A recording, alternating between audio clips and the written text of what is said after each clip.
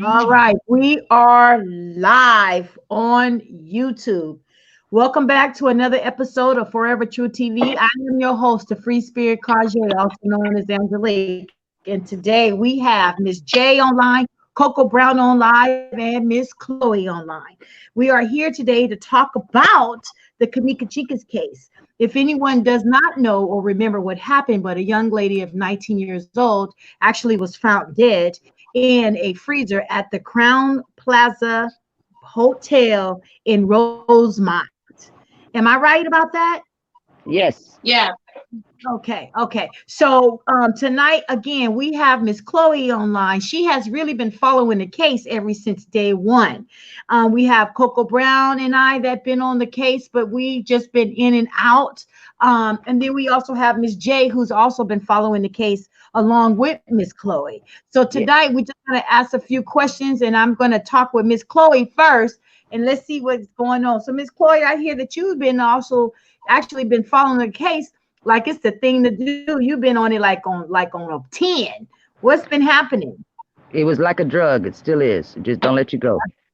Mm-hmm. But Mm-hmm. I have the advantage because my children are grown and everything like that. So I was able to put in more time on it. Okay. I think that made a Okay. big difference because most of the younger couples, you got to take care of your kids. You got to take care of your spouse and things. And being also with my kids being grown, I went through as a parent what parents go through raising young adults. So that helped Oh, out a lot too. okay. So so you guys, I hear that there was an actual show that came on MTV tonight. Yeah.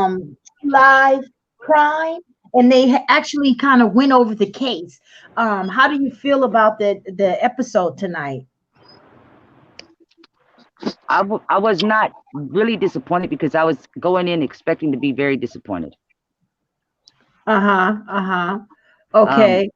they yes, they did not give the outcome like everybody in the public wants, but at the same time, they did for me confirm a lot of the things that I had found in my research, like Mm-hmm. with the footage. Nobody wants to Mm-hmm. accept the fact that the footage is authentic. And they actually had an expert come on there and explain, which I've not been able to do. I read it, but I couldn't put it in the right words. And Mm-hmm. basically, because Rosemont gave us the footage in a EXE format, it is Mm-hmm. near impossible for somebody to take that in that format, convert it, edit it, convert it back to EXE, and then re-upload it to their account. However, Mm-hmm. what I have learned also in my own research is that they can delete some sections. If I understand it correctly, that they can Mm-hmm. delete certain sections. And that's what we have been working on behind the scenes to be able to prove, to present that to the authorities. Uh-huh. Okay. So, Miss J, I know that you may have something that you would like to say about this here. What do you think about this event for tonight? You talking about the show they aired tonight? Yes. Mm-hmm. Well, I just think it was. I think because they had to keep it under an hour, a lot of things they I would have liked to see them discuss more. Mm-hmm. Mm-hmm. I And didn't like how the Rosemont Police Department detective, he just basically just said that all the evidence that they collected pointed to being accidental, but I just feel like a lot of other people feel like they didn't do a thorough investigation. I think, from the day that she was discovered in the freezer, they said that it was an accident and they stuck with that before mm-hmm. they really even started the investigation. It's like they closed the case as soon as they opened it. It was just closed. Mm-hmm. And that is something that has always bothered me. Uh-huh. So, So it's like the narrative that they put out is what they stuck with until they closed it a couple of months later. okay. Um, And I agree, they had her cousins on there, Zach, everybody pretty much still felt like it, she didn't walk in the freezer. But the biggest thing was, which is something that's still being talked about today, where is the footage that shows her walking in the freezer? So I Yeah. think if they were able to produce that, that would have brought closure to a lot of people, including the family. If they would have physically saw her walk in the freezer and close the door and not come back out. And to this day, they still have not been able to provide that footage of her, but at the same time, still say that she walked herself in the freezer. Well, if you didn't see her do that, how can you conclude that she did that? Out You of know, I process always of say, elimination. That's what they're saying, basically. but Okay. but you still did not provide sufficient evidence. You going based off, you found a body in a freezer. You found her in the freezer.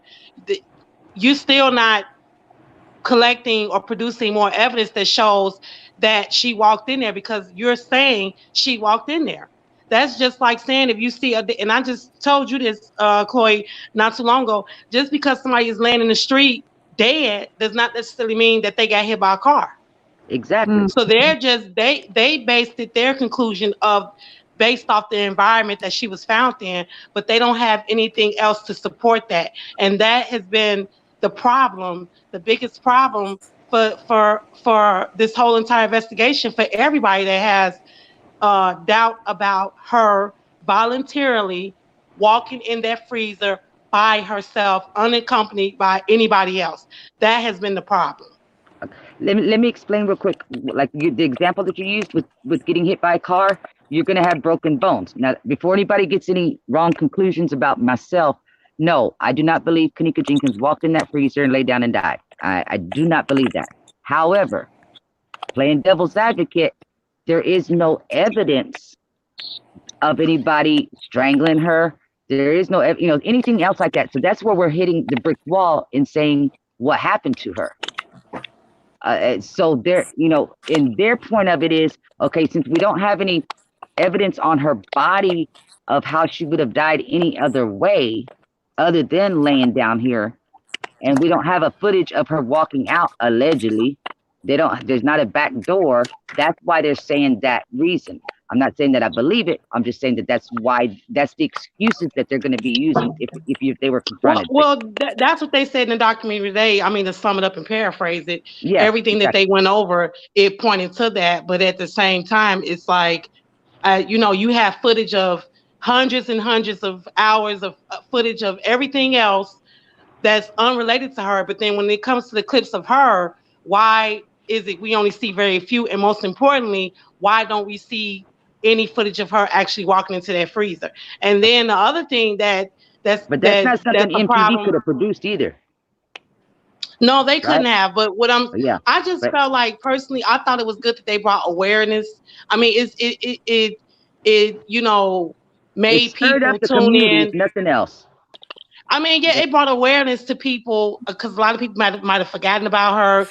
Maybe if you haven't heard about her or whatever. But I just feel like it was so much left out of the documentary, and and the fact that it still pointed to her death being an accident. One of the things is the autopsy report, the swelling of the brain. The ME was very vague. But he didn't bring that out, though. But in the report, it doesn't. Out of the part. I'm sorry. No, he didn't talk about. They didn't even talk about none of that. Yeah. I mean, they showed a clip of the autopsy, and they just pointed out the biggest things with the dopamine, the alcohol.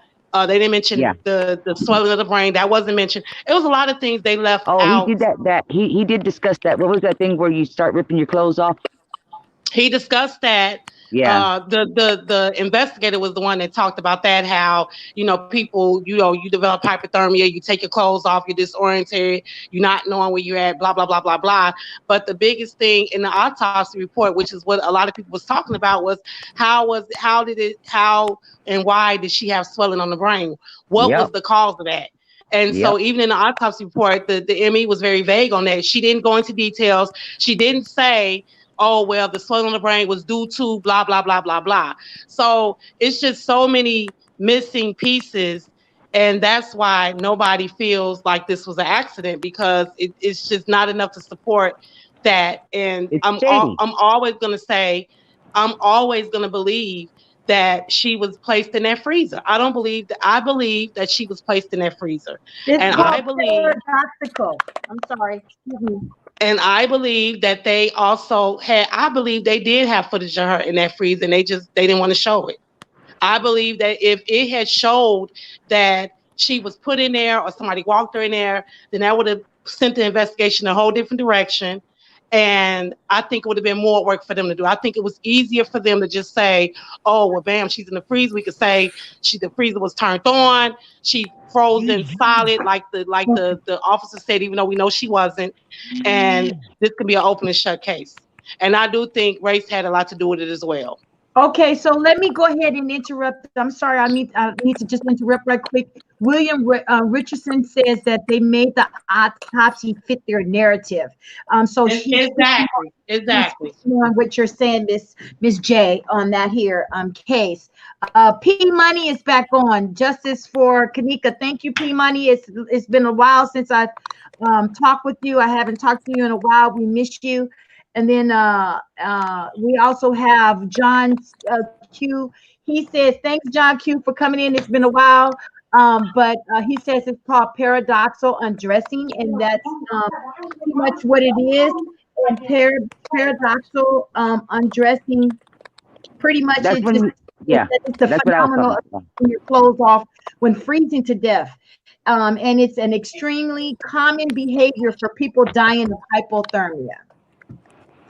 So that is definitely some of the things that was pretty much mentioned. So with that being said, there was a few things that you did say, Ms. J, that I wanted to kind of go over and ask.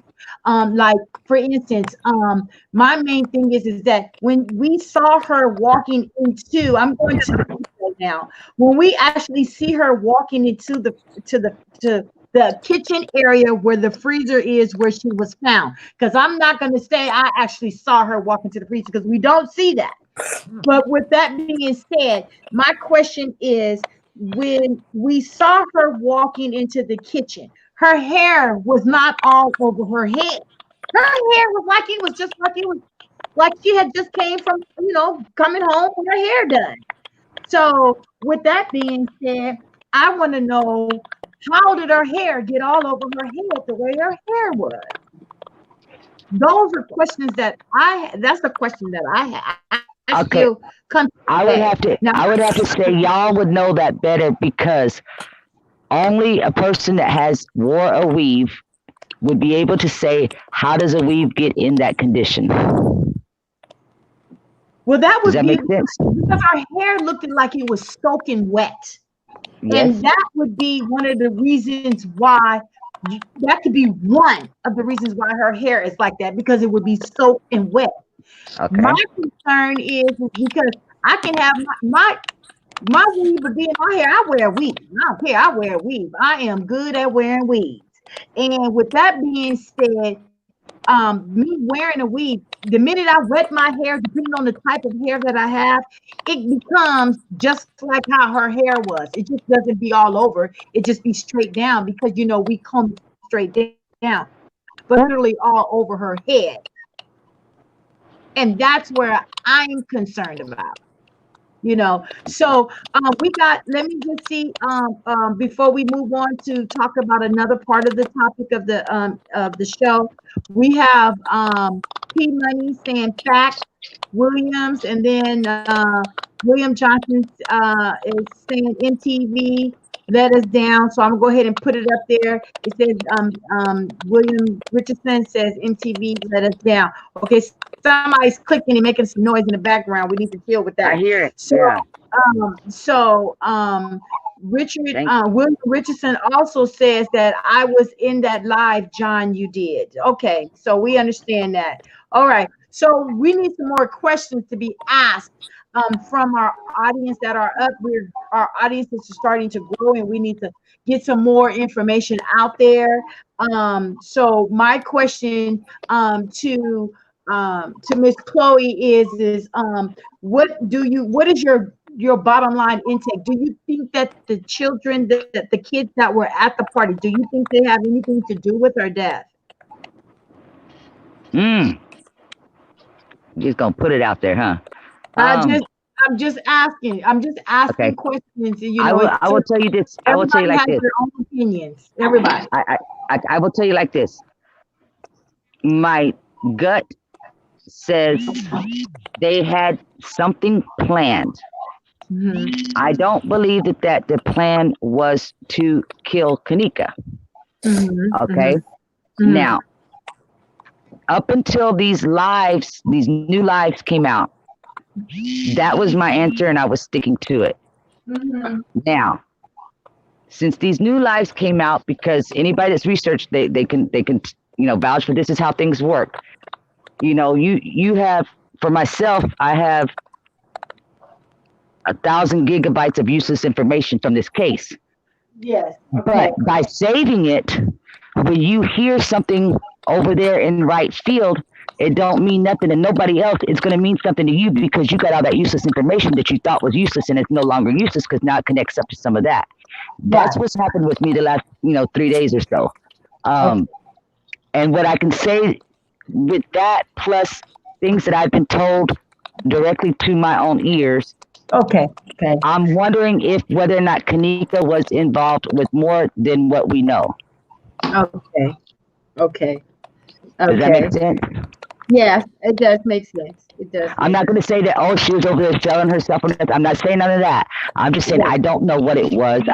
I'm wondering now if maybe Kenneka was in with Irene and Bree on whatever it was that was being planned that night. And the reason why I say that, the biggest reason why I say that is because if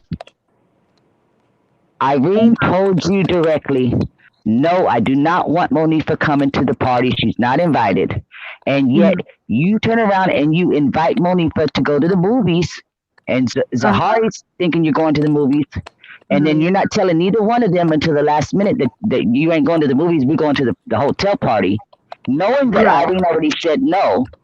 On top of, now that we hear the live that came out with Takara in the background talking about, we waited until Kenneka went to sleep and they started picking on Monifa, which is why Monifa said nobody's picking on me because I'm not this or that. That all tells me that makes me start wondering on some other pieces, like what was really going on, because Kenneka had to know something was going on. But now, go ahead. I'm not saying that she deserved. I'm not saying she deserved anything. So y'all, please don't get that wrong. I'm just saying that it's opening up doors to telling me that Kenneka may not have been walking blindly into something like we all thought she was. And then William Richardson says, yes, they know more than they are saying with this here. So he's kind of, he more or less is agreeing on what's going on. My thing is this here. I didn't get a chance to actually watch the whole thing, but I heard things because it seemed like every time I get into something and I start listening, I want to write down. Instead of listening to the whole thing. I start writing because I'd be like, okay, I don't want to have to come back. But what I did notice is that Irene was speaking, and there was some people in the background kept saying that Kenneka would sleep on the bed. Yeah, she was laying on me. She was sleep on me. So if that was Takara, if she was, this is what I said. Okay, I used to go to parties. I had said this a couple of times on my Periscope Live. I went to a couple of parties, and because I went to a couple of parties, before I go, I'll give you a prime example. Before I go to the club, I don't want to spend $10 and $20 on a damn drink. I'm trying to be honest. I don't want to spend that kind of money on a drink. Now, this may not be the same thing that it's like. Pretty much what I'm doing is I'm trying to show you how the similarity is. The fact is that these are young kids. Okay, I'm not going somewhere to go spend $20 and $30 on a drink. Unfortunately, this was almost like a BYOB party, so you had to bring your own booze. Okay, but on the other hand, if you look at it, they had already been drinking. Even in the report, it said that they had stopped at the store, picked up, I guess, some cigars or Switcher Sweets or whatever, and some Hennessy, a big bottle of Hennessy or whatever the case may be. There was a whole lot of different scenarios going on. Okay, so with that being said, let's just say, what if Kenneka already had been popped her pill, Yep. at the same time already started drinking before she actually got to the party. That means that the liquor had not kicked in. Everything had not kicked in when you saw her walking through the actual hallway in the beginning. I'm referring to Yep. when the Yep. ride. She Yep. had not, that stuff had not taken place. Why is it that she got on the bed and she went to sleep? Let me tell you a prime example. The fact, this is something that I know that has happened to me. I actually was drinking one time. I decided to go ahead and get high. And while I was sitting there, all of a sudden I felt like I was about to fall off. I was about to literally Yep. fall off out of my chair. And I was like, what the hell? I said, I need to go and lay down for a second, because something it just felt like something just lifted up out of me. And I just felt very like just faintish. My body went almost like a limp. And I said, no, something's not A right. rush. So I put my joint down, you know what I'm saying? Because I didn't know what was going on. But what I'm trying to say is for a girl to go to sleep when she gets to the party and they ain't even there That fast. 2 hours that Yep. fast, that means that she was already drinking and doing something before she got to the party. Now, Irene did say that she was on ecstasy.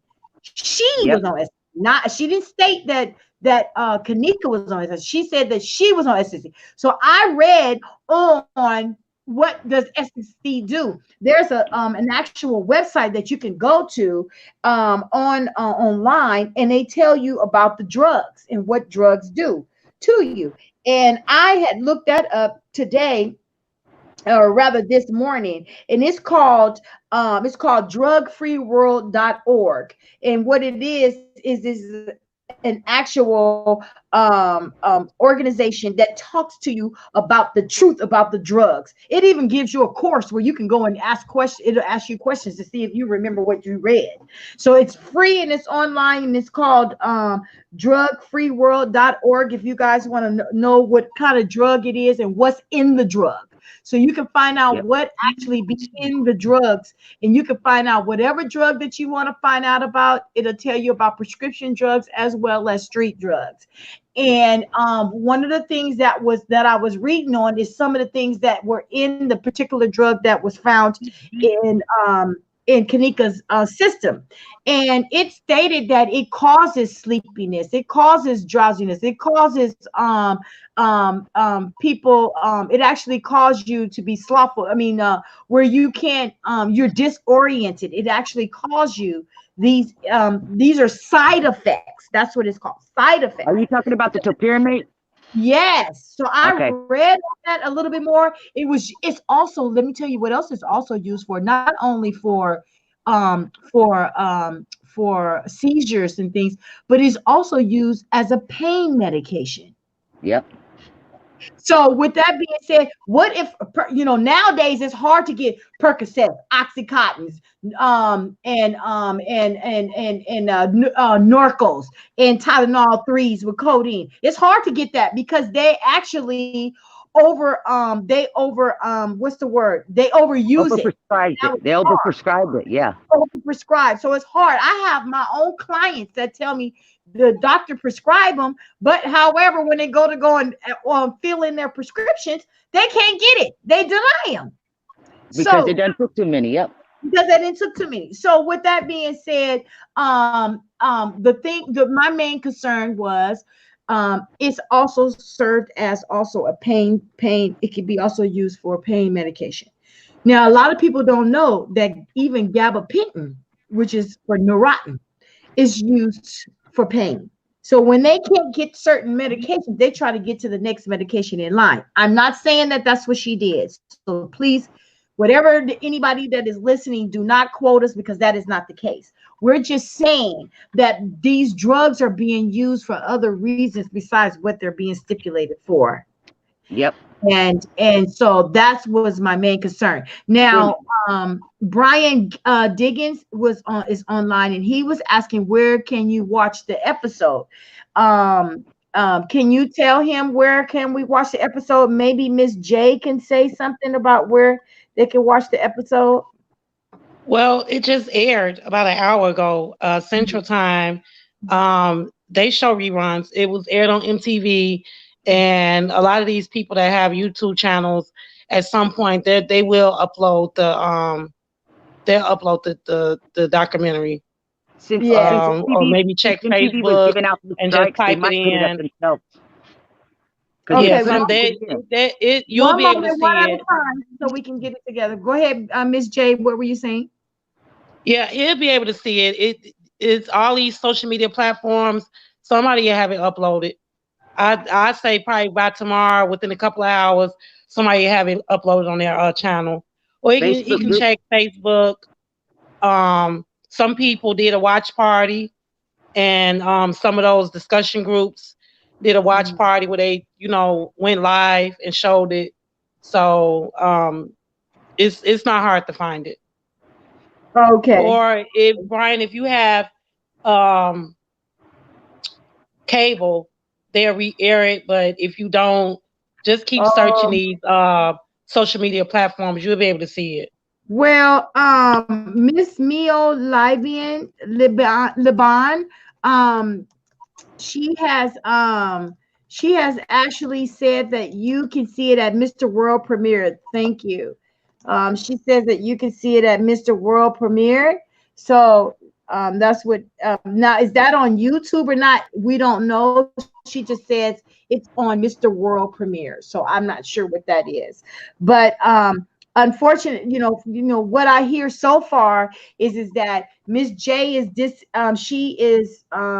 she really is disappointed and very disappointed. Was done because it was only for an hour and a lot of stuff was not really talked about. Well, it really was just, I guess, and I'm pretty sure a lot of other people. I just had a friend text me not too long ago that just said she didn't like it either. But thinking about it now, it really was just a recap of everything that came to surface with the investigation. It wasn't like a deep investigation. It wasn't like, you look at shows like Dateline. I'm a big Dateline fan, and they cover all kinds of, homicides, murders that haven't been solved. Some was solved, and they go more in depth. Whereas with this, to me, it was just more like a recap of everything. They really didn't touch bases on a lot of things. It was just like a recap of what we already knew.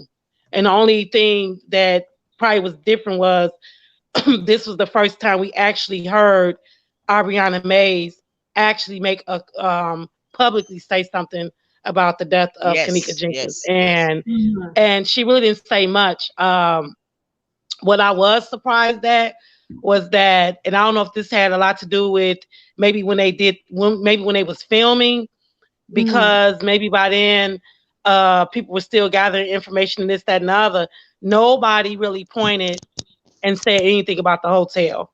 I mean, even Ariana, when they asked her, what do you think happened to her? Who do you think is, do you think the hotel had anything to do with it? She shook her head and she was like, I don't know what to say about that. And then she was like, I just know that she ain't walk herself in the freezer. So for me, and it's not really judging her, but because of the litigation. Say again.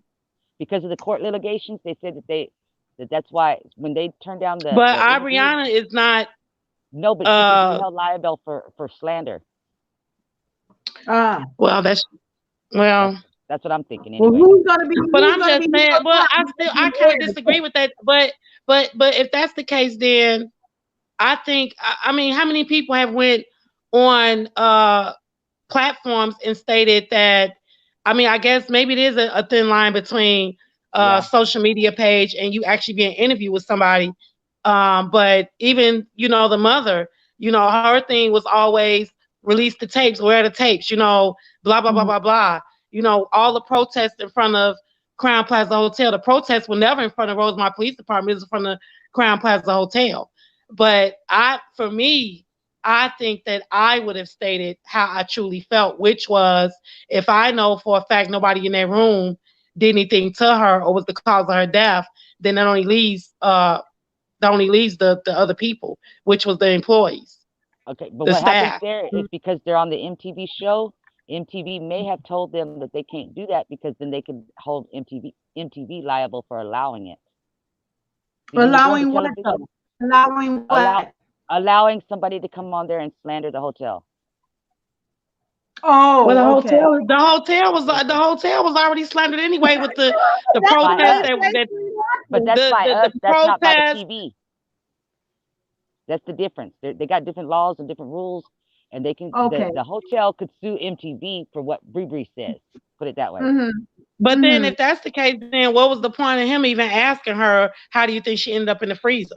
Like, what was the point of him asking her that? If it's either gonna be two ways, I mean, they already nobody on that side of the fence believes. And when I say that side of the fence, meaning the people they interviewed, the family, you know, social media, whatever. Nobody on that side of the fence believes that she walked in that freezer. So if you don't believe nobody from the party had anything to do with her demise, then that's only gonna leave the people that worked at the hotel. Yeah. But they can't. You understand what I'm saying? That would be slander. Yeah. Yeah, I truly agree. It would be. They can't say that, though. That's all. It does make sense. It does make sense when you say that. Okay, so well, they just would have been taking me to court because I would have just said it. Girl, if you knew and then how again, they might have edited out. Here, they, you know. Yeah, they might have edited it out too. But yeah, let me ask y'all something. Did y'all see the live? Did y'all see the edited? I mean, the deleted clips of Irene's live? Clips of Irene's live. Yes. Yes. There was some deleted clips. Reason why? Yes, there's a whole bunch of them. The reason why I asked that is about going back to the pill thing. Bree, on one of those, Bree says, Irene, how long did it take for your pill to drop? And you don't need no machines to hear it. She says it plain as day. Y'all haven't seen any of those clips? So somebody named Unknown wants to come on the panel. Would you like to have him to come on the panel and see what they have to say? I have no idea who they are. Okay, but I'm just saying that they would like to come on the panel. I did put it out there that if someone would like to come on the panel, I don't care. They should be able to come online. And so with that being said, we will give them a link that they can actually come online, and we will take one at a time. And then once they're finished saying what they have to say, we'll go ahead and take them off. Is that okay with everybody? I'm good with that. Yeah, that's fine. I'm okay. Okay. So I'm going to go ahead and put the link out there for everybody who wants to actually get online, and you guys can just click on the link. And once you click on the link, or you can inbox me or send me an email right now. They can actually send me an email,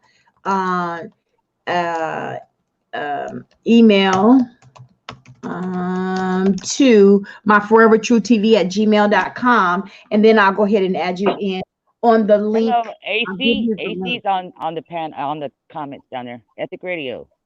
Okay. At the radio's archive reels, he says, "What's good people? We'd seen the documentary on TV." So let's see what he says. He said, "What's good people? We'd seen the documentary on MTV." So what does he mean by that? Hello, Douglas. Okay, Mr. he's Anderson. not. You can go ahead and talk. He can respond through our. Yeah, I'm just pointing out people that I recognize. Okay. So this is Douglas. Do we need Douglas on the channel with us tonight? That would be up to Douglas. Douglas refers to himself when he was making videos as the Black Columbo. Okay. Oh, okay. He said, "What up, good people are bad." Okay. Because I was confused. Like, are we the bad people? So we got a few people. Like Alicia wants to come online. So we're gonna take one at a time. There is an actual link that we can use. Again, I'm going to give you my email address. You guys can send me the email address, and then and they can send their requests to me. And as they give me their request, I will give them a link, and then they can go ahead and just click on the link and come online, and we'll add one in at a time. And then once we get them on, we'll give them about 5 minutes to talk, and then we'll go ahead and get them off. Okay. Yes, so send their requests to be on the panel. to Forever True TV. That's the number forever. What you see right there, forever True TV at gmail.com. And as soon as I get your email request, then I will give you the actual link and you guys can come on the panel. So right now, the very first one that did request was Unknown Unknown. So I'm going to wait for Unknown Unknown. If he doesn't hit me up in the next 5 minutes or 2 minutes, then I'm going to go to the next person in line. So so let's keep it moving. Again, you guys send me the email. I'll keep checking my emails the whole time, and then we'll keep moving from there. Okay. So moving on with that, Alicia is asking to come online, so she'll be next on the panel to come online. And then after that, we need John Q to come on. Hey, John. I know, John Q. What's going on? We do need John Q on the line. John Q, are you down to come on? If you're down to come on, John Q, send me an email at the Forever True TV. I also posted it right here so you guys can see that this is the link. If you guys can go ahead and type it in yourselves, and then I'll add you on. First come, first serve on the actual the live stream for tonight. This is really good. We have Douglas Anderson says, what else was deleted, Chloe? So this is what Douglas Anderson says to you. What else was deleted? I'm pulling them up on my laptop right now, so I'm hoping I can find it while we're talking here, so I can let you hear it. Let's see. You see Irene. I mean, you see Monifa, Maya, Shamaya, and Kenneka walking around. You see Cece on the bench. You see a lot of stuff that everybody always questioned, like, how come we never saw this or how come we never saw that? Those are all in the deleted parts. Mm-hmm. So it's a lot of fill in the blank spots. It's not anything incriminating, I would say. It just proves that the stories that we're hearing that we don't want to believe it's giving them more truth to those stories. Put it that way. That makes sense. I will say the stories like the timeline. I cannot find any way to disprove it. Let me put it that way. From everything I see, if somebody asks me straight up right now, I'm gonna tell you those time stamps are correct. They are true. I believe Kenneka walked out of that room between 3:05 and 3:10, and I'm going with the footage, the lives, the Snapchats, the narratives.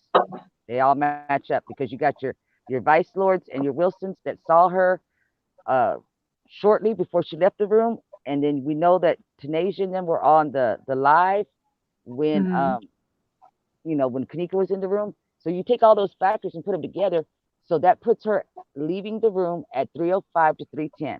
She steps off the elevator at 3:24, and then from there we know. Now there's the other big thing, if you don't mind me rambling here for a minute, that a lot of people are confused on is the timestamps, which clock, which this and which that. The easiest way I can describe it to you is the timestamp at the bottom middle of the media player. If you're watching something that doesn't have that media player on there, I can't tell you that it's legit. I can't say that there's a smart person out there that knows how to do editing. If it's got that media player that downloads with it, then we know it's coming straight from the official file. Well, let me interrupt you for 1 second, Chloe. One of the things that it wasn't I think it was the forensics. They had some guy on there that talked about because they did address the thing about the footage being edited and things of that sort. And he was saying it was impossible because of the fact that it was formatted in exe file. That it's really impossible. But my thing is, this was what was a problem for me. The problem for me was the fact that the footage was downloaded to an external hard drive and a flash drive, a thumb drive, and handed over to Rosemont PD. So my thing is, once something is downloaded, how is it still authentic if it's being transferred from one thing to another thing?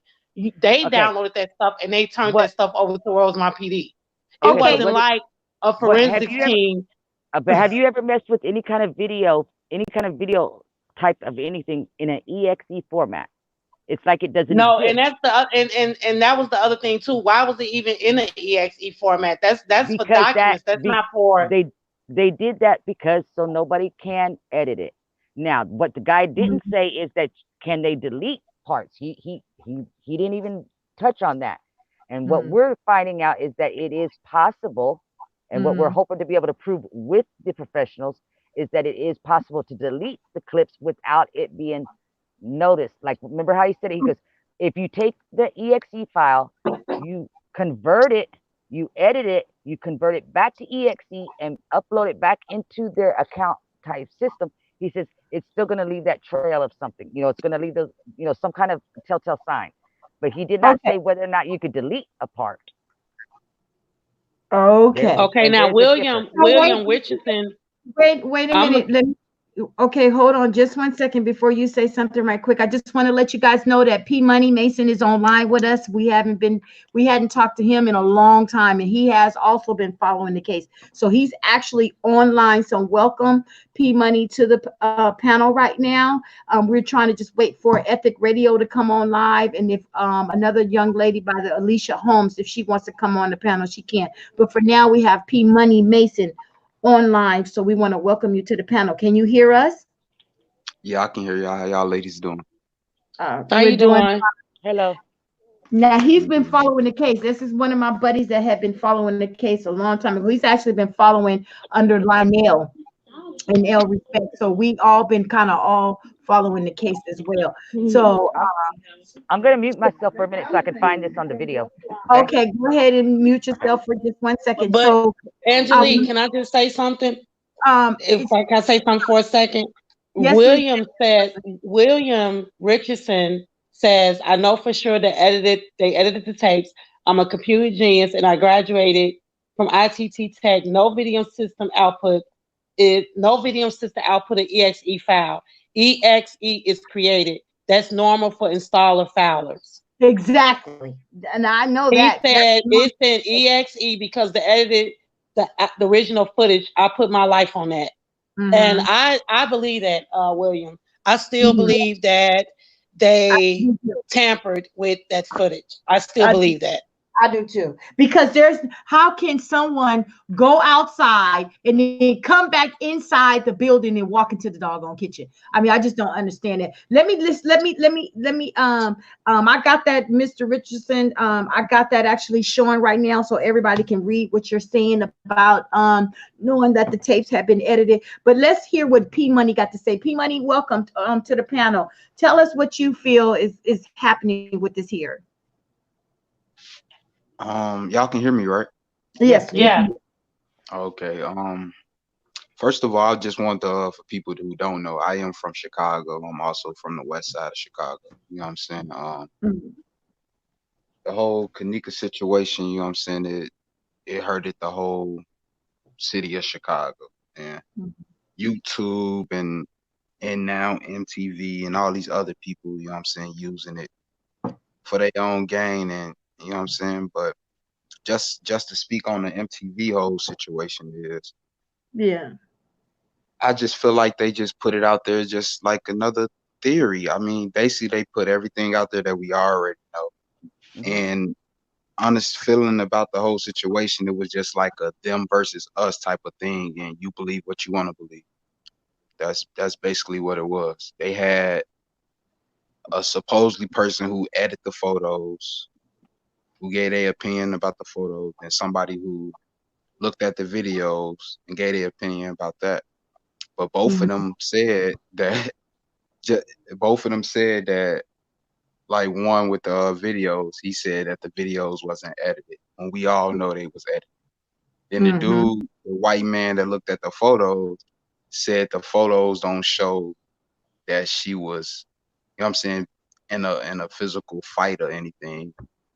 But we all can see by the way she was placed in there, because he said that she lied down and went to sleep. I get the fuck up out of here. Why would they even let this man go on there and say that? So I'm thinking like they just want everybody talking about it again to just throw us off, even though they got a whole fucking restaurant down there at the Crown Plaza that, you know know what I'm saying, they trying to bring awareness to too, because it's bringing them money. At the end of the day, them people don't care. That shit wasn't for no justice. That was just a theory. It's gonna be them versus us. So you had these white people over here speaking one thing, then you had the family and friends speaking another thing, and you believe what you want to believe. You know what I'm saying? That's basically all it was. I think P-Money, it can was I ask you a bullshit. question? Since you said you're from Chicago, Yeah, you can ask me a question. Do you remember the girl that did the live where she caught Irene down at the police station, Brittany Malott? Yeah, What do you think about her intentions or anything like that? the As far girl as that like, was recording, or yes, you talking yes, about the Irene? girl that was recording, and I do have a reason why I'm asking that. I mean, Go ahead. they was at a police station that was outside of Chicago in the suburb, but Yeah, her North reason of Chicago, yeah. recording was reason of recording. My thoughts was just to, you know what I'm saying, get some shine off scene. I really I don't mean, because see I it. got the impression that you know she wanted to pretty much exactly what she said. I'm doing it because she felt like they were clowning and about the whole situation, and she didn't like that or whatever. And the reason why I asked that is because those of us that's not from Chicago, we hear all kinds of different things from people from Chicago. Now, Brittany Malott and Miranda Morgan, I spoke to both of them myself in the beginning of this case. They both sounded very sincere. I believed them. I took them at face value. A couple of months ago, I inboxed Brittany again because I had a question about the time when or the date that they went down. That it was they were at the police station to match it up as to when Irene went to go make her statement, stuff like that. And I'm not going to repeat everything she said because it tore me apart, and I'm not trying to depress everybody, but I was shocked. And basically, in a nutshell, she was like, "I can't believe you people are still on this Kenneka thing." And I say that with backing it up with one of the YouTubers contacted a Chicago Tribune's editor, one of those guys, and they were talking about this whole case again, and he couldn't believe that the Facebook groups for Kenneka was still going on. So, being that said, with the people in Chicago, I hear mixed things like that, like what you're saying, that it tore the city apart. But then I turn around and I hear people from Chicago talking about, I can't believe y'all are still even carrying on about that. So that gives me mixed feelings about. Yeah, but I don't know about. I don't know who you speaking on, so I can't really speak and say they're not from Chicago. Well, I'm just like Brittany. I mean, she said she's from North Chicago. You know, Miranda. Brittany Malott, the one that was at the police station, she said that she was from North Chicago, or she was at North Chicago police station to pick up the car. North Chicago is not Chicago though. That's okay. But I mean, I'm just saying is that going by what they're saying, for me, it made me feel like, okay, well, fine. If Chicago don't care, I'm still gonna care. You know what I mean? That kind of attitude. Chicago, no. Chicago care. Trust and believe that. You know, that's what I was wondering, because a lot of people in the groups are asking about that too. Chicago care. I know we get a lot of people lying, you know, and saying, "Oh, I'm from Chicago," and they really ain't. But that's what I'm saying. Are you seeing a mixed thing, or do you seeing it just all one side as far as how the people reacting down there? Oh, up there, should I say? No, I see it one-sided. Like, okay. I'm from the west side of Chicago, so I'm seeing this down my timeline before the whole MTV thing. You know what I'm saying? Oh yeah. Ain't nobody forgot about Kenneka. Kenneka is real for all the people who she's fake, there's some other person and all. I don't even get into all that. That makes me angry, yeah, when I hear those things. It makes me very angry. Kenneka did not walk in no motherfucking freezer. So no, I don't believe she did either. I do not believe that she walked herself in that. I don't believe she was alive when she entered that freezer. Let me put it that way. How's that? So William Robinson. Well, I'm sorry. I said, where you from? I'm from about 1,000 miles south of y'all. So, okay, so let's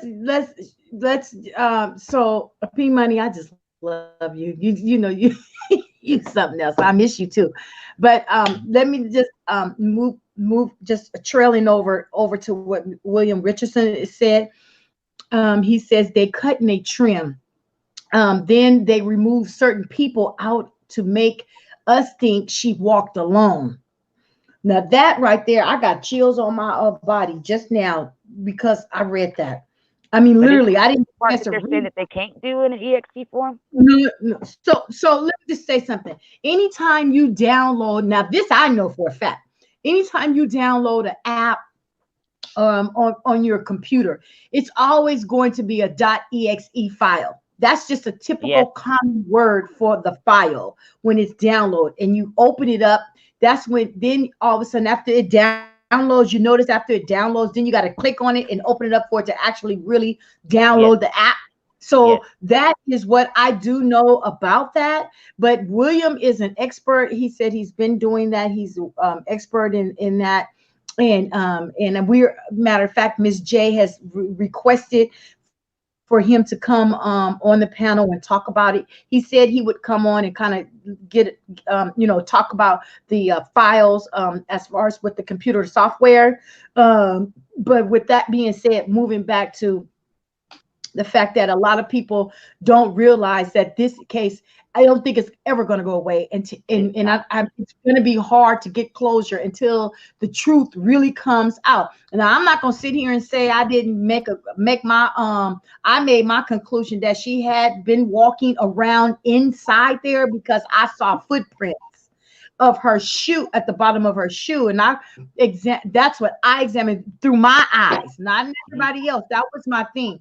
But then I started wondering to myself, there's certain things that I still had questions about. That's the reason why I said we're going to read. To me, I'm going to recant my statement of saying that I believe that she just laid down there and died. No, I really truly believe something happened, whether she went in there. Somebody said it's a possibility that she was coached to go down that way. But my thing is how could she what would be her reasons for going there in the first place? That is my only question. Why would she go there if she was supposed to be leaving to go home? Did somebody tell her to go and meet them in the back? Did somebody, whoever had her keys in the first place, how did they wind up with her keys? Were they going to be just the designated driver? But to my knowledge, that everybody that was there who was with her was drunk anyway. So that's the reason why, these are questions that still just resonates in my mind. What the hell really happened? And if she did walk down there and she noticed that she went the wrong way, where is the footage that shows that she walked back? I think that, in my opinion, that if she walked towards that freezer, that's where you come in with the deleted part, because she turned around and walked back out. That's what I think. I think she turned back, because this is my thing. What I had mentioned to Miss J, I said, if you remember when she stumbled, do you remember when she was walking and she was getting ready to turn? She was walking down the hallway where the stairways was. Yeah. And the bathroom sat on the right-hand side. The men and women's bathroom sat on the right-hand side. And if you look down, it was a staircase that goes up, right? Okay. Yes. She went to the left. She came back. She was about to look like she was about to head to go up the stairways, and she almost fell over. She grabbed herself before she could fall. Am I right? Yes. Yes. Okay. So why is it that the police did an actual didactic saying that she walked outside and she walked up some goddamn stairs? If she couldn't walk up the first set of stairs, then how could she get up those second set of stairs to go back inside the building to wind up in that particular area where she was found dead? Even with that though. That's their eliminating process of elimination, basically, why they're saying that she was in the freezers, because, well, we don't have no other way that she could have gone. I'm not saying I believe it either, because I probably couldn't climb up those stairs right now. But check this out, though. Even with all that, think about this, though. You mean to tell me she had sense enough to go in the boys' bathroom and know that she's in the boys' bathroom and come back out? That was the man's restroom. She was in there a minute, though. She stayed in. I don't know which how you saw it, but she was in there a minute. But listen to what I'm saying, though. If she had enough sense to know that she's in a fucking bathroom and not to lay down there, walk back out, how would she end up in a freezer? Exactly. That don't even make sense. It doesn't. And that's the reason why. And I said, if you notice that, this is the thing. Those stairs, the first set of stairs that she was getting ready to go, it looked like she was going to go up and she fell back on. Those stairs actually lead all the way up to the entrance, by the entrance where they came into. Yep. Those stairs Right there. actually lead by the entrance of where she would have actually came in from the first The way time. that she came in at from the southwest entry, right? It's right around the Yeah. corner. Yep. Yeah. You could look to the left, and those stairs was over there. Yep. It's right across. Hey, The escalator's right there too. what really pissing me off though, because usually I don't even really talk about Kenneka, you know what I'm saying? Because it's really dear to my heart. So I don't really get on platforms talk. I don't even talk about it on my own platform like that, really. But the really thing that really pissed me off today, though, watching the MTV whole thing, man, they waited to the end to let this white man go up there and push the fact that he believed that she just laid down there and fell asleep. Like, why would y'all even like push that out there to the public like that? You know what I'm saying? Because that they really wanted to kinda leave like, that on their minds.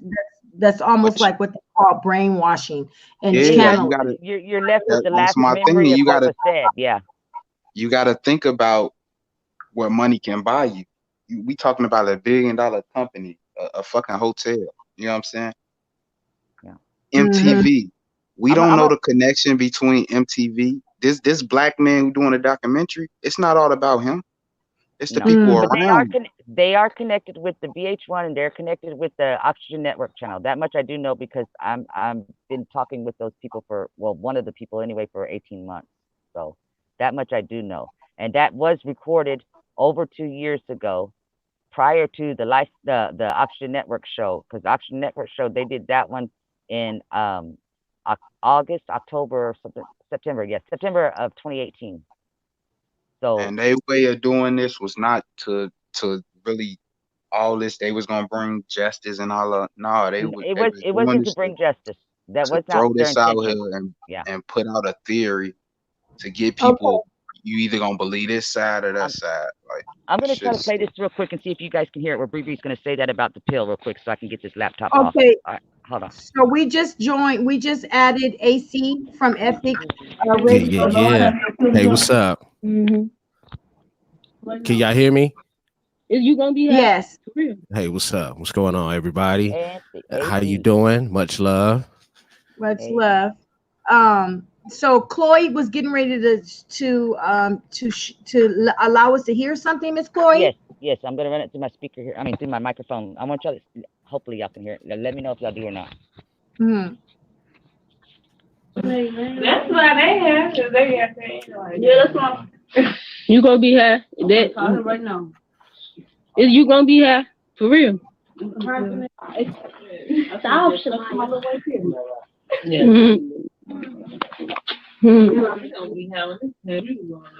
saying. It's gonna be a fly. We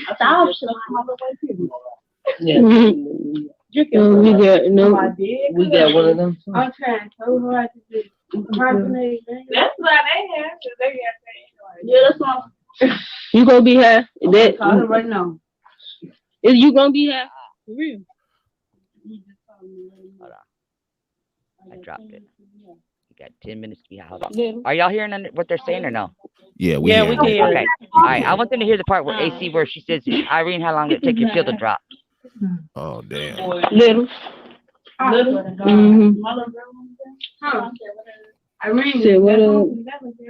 Who's mine? You can put them down. Here it comes. Irene, a long time your pill drop? Mm-hmm.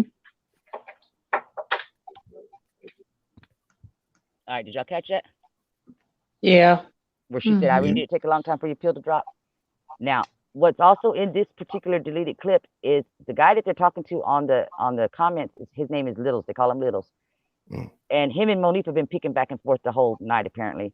And then at one point, somebody says something, and she says, he's mad because I didn't buy no pills from him. To me, no matter how much I want to put Monique to be guilty, that made me think, okay, if Monique didn't buy no pills, we know Bree bought pills, we know Irene bought pills, Shakara took some, Arnisha took some, and Chalo took some. So it seems like to me, now I don't really believe that Bree took her pill because she wasn't acting like it. But to me, it was like saying, okay, everybody so far of the females took pills except for Monifa and Kenneka. So it's when you were talking about drinking on the way to the party and stuff, I believe it was Fact Check TV that had said that in the beginning, that there was a good chance that they were drinking on the way to the party, and that they could have slipped something in her drink right then on the way to the party too, because it takes a Well, why while for the did drop. they slipped it? What if it could be that she just took it on her own free will, She and could. that's why? Okay, my first original thing was, what if she took a pill on her own and they slipped it? And would that cause that brain swelling? Because there's no injury to her head that's been told anyway that would have caused the brain swelling, because the brain swelling on putting the pressure on the equilibrium will cause her to walk like what we were seeing. That is not alcohol. That would be the equilibrium having pressure applied to it, which would make Mhm. sense. But Parker Lynn says that these girls didn't kill her, so we never said that the girls killed her. So let us make sure that we are not being quoted that happened. We never I'll said. reiterate. I said at the beginning, I do not believe anybody in that room had any intentions on going there and killing Kenneka. I do not believe that. I mean, that's just it. But I don't know that they were with her when she passed. I don't know that, stuff like that. But I don't think anybody in that room actually took their hands and put them on her and say, I'm going to end this person's life. No, I don't. I'm just pointing out shadiness. Okay. How's that? Okay. So AC, let's hear from you. Let's hear what you got to say about this case and about what's happening with this MTV. I mean, it's like, when I was watching the MTV documentary and all, it just basically, most of it, I say like 85% of it we already know. Pretty much. The only thing that's new is the interview from Zack, the interview from J Money, which was something that we didn't know. So basically, they already had this already in the mix, in the making from day one, while we all was out here doing what we had to do as far as bring awareness to the situation of what happened to Kenneka. So that was just like, okay, we know this, we know that. The only thing that we didn't know, maybe y'all knew, but I didn't know, that Kenneka mentioned in that Irene live when she said that she wasn't drunk. Plus, they didn't really mention Monifa with her lives and stuff like that when she was talking to Kenneka, when she was like, hey, Kenneka, and she said, what? So it's just like, basically they made it look like it was going to be like a multiple series of like 8 episodes or something, So it's just basically the same thing that what we've been saying, but I just didn't like the fact that he had the investigator come in and say, oh, it was an accident. I mean, look, we saw the photos. I'm pretty sure all of us seen the photos. Yes. And she looked like she was beaten pretty bad. And why is it that in the photos they covered her chest? You see what I'm saying? Like they did that for the public, because when they released it to the public, that's when it got redacted. Because remember, that photo number 60, it actually was not redacted, and it stayed out there for a couple of days, and they had to pull it back in where her breast was exposed. That's by law to cover themselves up. But as far as for the investigation, it wasn't covered up on their part. Right. They got to see all that, yeah. But as far as AC, let me ask you this: from the MTV point of view, would you feel differently if you would have been told ahead of time that we're making this show not for the people that know about the case, but for the people that don't know about the case?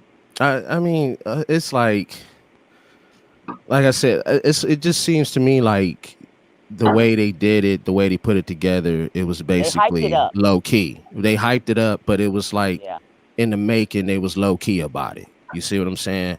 And I'm pretty sure that there was a lot of connections in the beginning. You see what I'm saying? Without us knowing. Because like I said, the way they promoted, the way they pushed it, as if things was going to be revealed about some of the things that we don't know. But we know this already. That's why I'm thinking it's supposed to be directed to people that didn't know nothing. Because the first thing I said to them when I got on the inbox the other day, just watching the premiere, I told them, I said, y'all gonna have some mad people online. It was already jumping off. A lot of people was mad. And why is it ever since they promote this documentary, why is it now that Irene starts to come out and do her live, telling her side. Then we got Monifa want to go live and tell her side. And then you got Shamaya. I haven't heard Shamaya's live or anything, but when I seen the post, I'm like, damn, okay, here it is. This is 2 years later. Why is it now we learning that Monifa in the beginning was not really invited to come to the party? Exactly. Instead of she was beefing with Monifa. You see what I'm saying?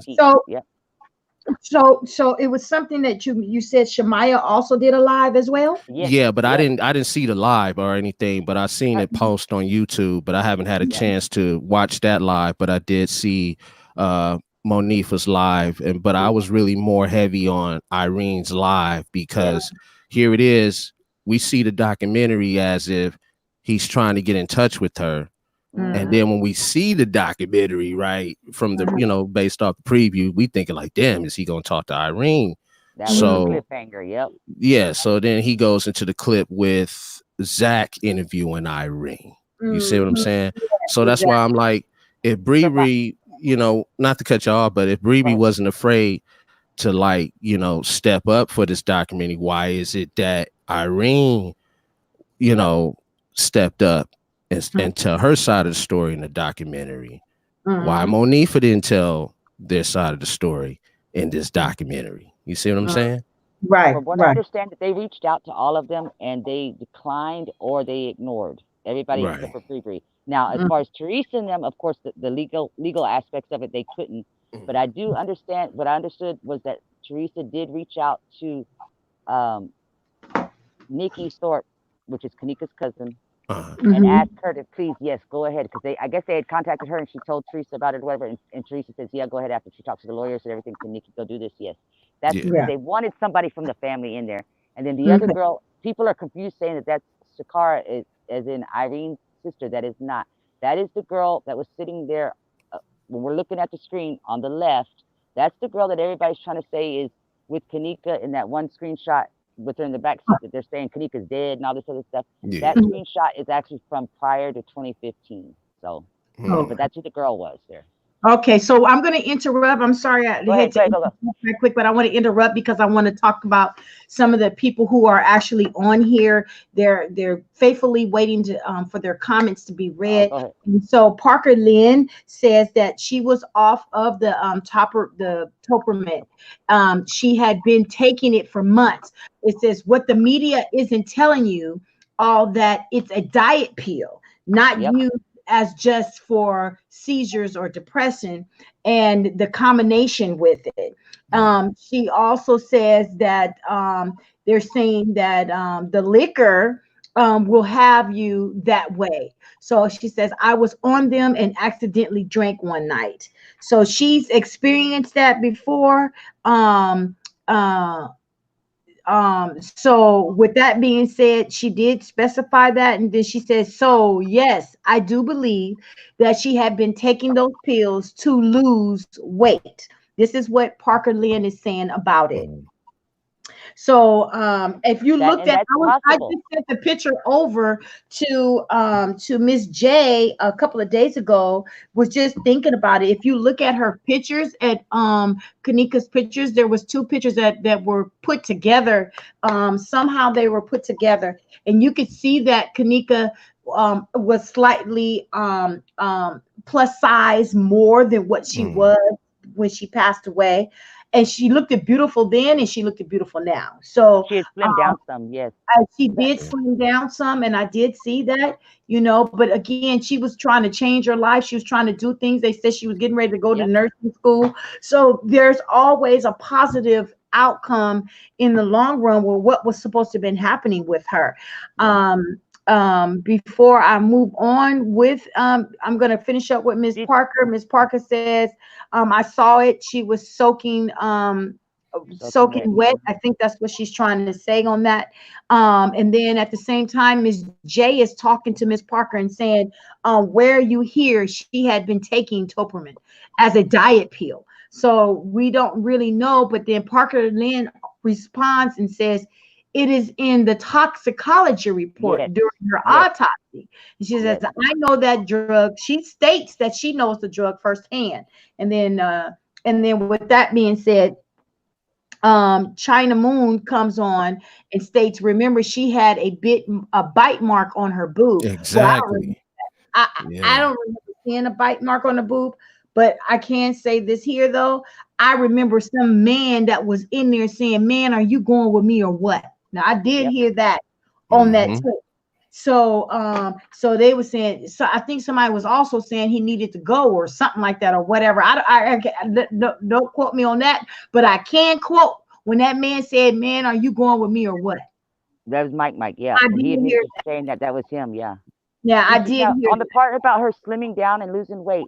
Did you see the post or the comments, or what do you call it, the inbox between her and her cousin from the day of the party before they went to the party, where Kenneka's asking her cousin, do I look good? Let me ask you something. And then she goes into talking about Shemaya, Bree, and Monifa being snakes or something, and that Bree was trying to mess with Rico and stuff like that.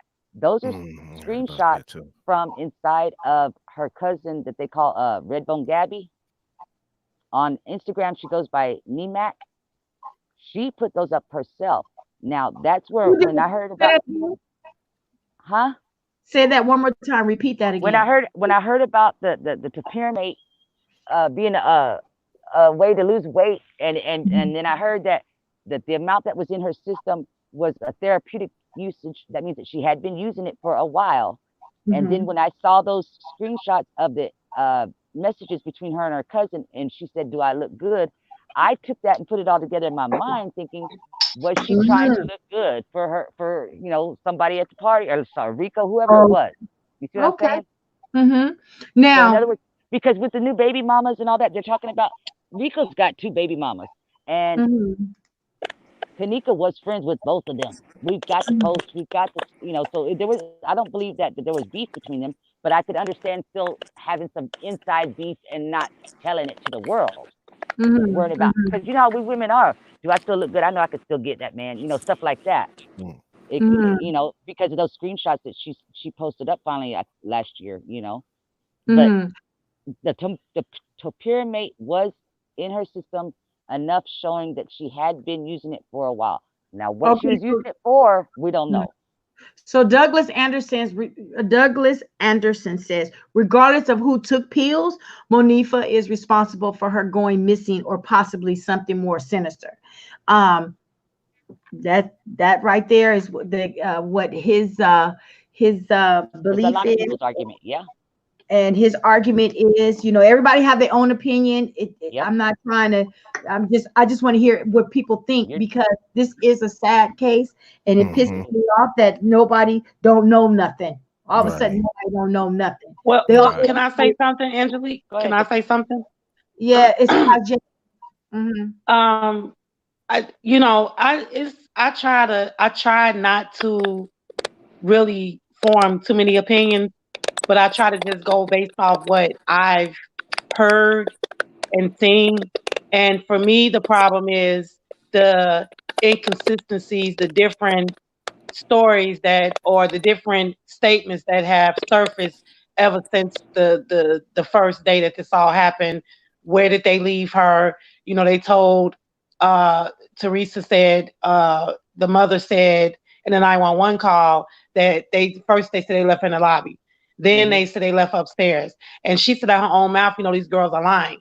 So for me, when it comes down to the girls that she rode with, my problem is that if you are telling the truth, then whatever you say is what you're gonna is nothing. It's not gonna be different statements. You're not gonna switch it up. If we went somewhere and I know that I say, hey girl, let me go in the bathroom and pee right quick, I'll be right back, and I come back and you're gone, that's what I'm gonna keep saying. I went to the bathroom, I went to pee, she stood outside, waited for me to come out the bathroom. When I came out, she was gone. And I've gone out with friends and said, hey, I gotta go pee, y'all wait right here, and I'll be right back. So that's what's a problem for me. And that's why I feel like it's still something that they all are hiding. And now, it's all of them, because all their stories are and it's flop. all of them. It's all of them. For the ones that ain't seen Maya's thing, it sounded like Maya was reading it from a paper, and she was like, and it was not because she was reading comments, because there was not enough comments to be going on. Because I got the version that's got the comments from Little Ride, from Sakara, Chalo, all of them are in the comments. But but out of all of them, the two people that were most outspoken publicly as far as on a social media platform, which was Irene and Monifa. I mean, even looking back at screenshots when it first surfaced, the first thing that was put out was, Monifa, you took out the room. You took out the room. That has always been something that was said from day one. But now I'm talking about what they told the mother, what they told Teresa Martin, and it's all these different timelines of when they left her, where they left her, and to me, that's the indicator right there that you're lying. Because when you tell one lie, you got to keep telling it, you got to keep telling it, you got to keep adding to it, you got to go back here, you got to go back there. So while I don't believe that they were, I don't believe that when they walked in that party that they had any kind of feeling that something was going to go wrong and Kenneka would end up dead. I don't believe that for a second. But what I do believe is some other things were going on, other storylines, something else was going on in that party that they are not talking about. Now, whether it's to protect the reputation of Kenneka, and I say that for lack of a better way to put it, and not be disrespectful to the family, but in the terms of, let's say she went to go hook up with a boy and, Monifa didn't want to put that out there, or, they decided they was going to do X, Y, Z, and they just didn't want to put that out there, thinking that, maybe in the beginning they didn't want to get her in trouble or whatever the case was. But what upsets me is it's 2 years later, they know that the story is not going away. People are still following the case, and you're still switching stories. You're still saying this, that, and the other. I think Monifa had even mentioned something about they were walking down when she thought Kenneka was behind her. But then it was, when you listen to the lives, Irene and Shamaya said that they took her out the room and she was sitting on the floor. And I think somebody in the background of Irene's life, I think it was her sister, that said, y'all went and y'all sat her outside the hallway, sat her down outside the hallway. And then it was Monifa came back and was partying and laughing and didn't mention it right away. So it's like, that's the thing. So that's why I feel like all of them are still not being honest as far as what happened from the moment they decided to leave the room. And another factor for me is what I don't understand. I've told Chloe this as well. If their intentions were to leave the hotel and return Kenneka's mother back her car, drop Kenneka's car off, why did they get up and leave when they know for a fact Bree was not in that room? So if I'm getting ready to leave and it's four of us, I'm not gonna just get up and leave and I know the rest of y'all not up in the room with me. Sakara, in my opinion, answered that when Sakara said that she was picking on Monifa because Monifa, she didn't want her there, she wasn't invited, and they waited until Kenneka went to sleep and they started picking on her, and that's when Monifa woke Kenneka up and said, "Come on, let's go." Now, they took that up, and that's why Monifa popped back and said, nobody was picking on me because I ain't no bitch. But the thing is with the keys themselves, we've always been said, oh, okay, Bree had the keys. Bree had the keys. For a long time, everybody said Bree had the car. That car never left that parking lot. It never left that parking lot. So if she had the keys and she had, and what was that part, Jessica? You heard it. She said, only me and Bree knew where the keys were. Bree knew where the keys were at. Exactly. Now, who said that?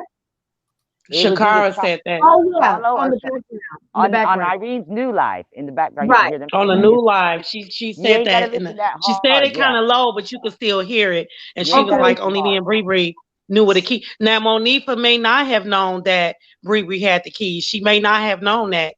So, I mean, we can look at that side of the coin as well. Maybe she did decide to leave because of the tension that came in the room, because initially she wasn't invited. But my thing was, she wasn't invited, but she used her phone and went live on Y'all Okay. went on her phone. All right. So hold on. I So want to interject just right quick, please. Lady T says if she was able to tell the girls where her phone and keys were, she wasn't too drunk to walk in there. Yep. So That's where just Maya's lying. uh, if I interject, that's only because I'm interjecting because someone is saying something pertaining Yeah, to what I you're agree talking with about them. at that particular time. So she did say that if she was able to. and let me say one more thing too, Angelique, and I'm gonna put this out here too, and people can still, it's still gonna be very controversy about this, but Mhm. I 100% believe that when they went back and got her phone, she had her phone. And if you look at the footage really good, that's a phone in her back pocket. That's not a tag. That's not a key card. That is her phone. So I have to then second that that. Yep. also for me, and that is a phone. If you really look at, if you You can see really the just rectangular shape. Yep. screenshot, if you Mhm. just really, even in tonight's documentary when they showed her walking in the You kitchen, can see it. you could Mhm. see the bulge in the back of her pocket. So this is another problem for me. Bree had the phone. So how was it that they were able to get the phone from her if they could never find her? And she Well, had her phone. Bree, if she had her phone and Bree was already out of the building, I'm sorry. I'm sorry. This is just something I'm just saying. If Bree was not even in the room and she was out, and then all of a sudden Bree winds up with her phone, Bingo. Mm-hmm. if she So that, was and that, already, so, and remember, I'm not, I wait, literally spoke. Angelique, I'm not saying, and I'm still not saying that the girls had anything. I don't believe Bree did anything to her. Those girls had a long history with her.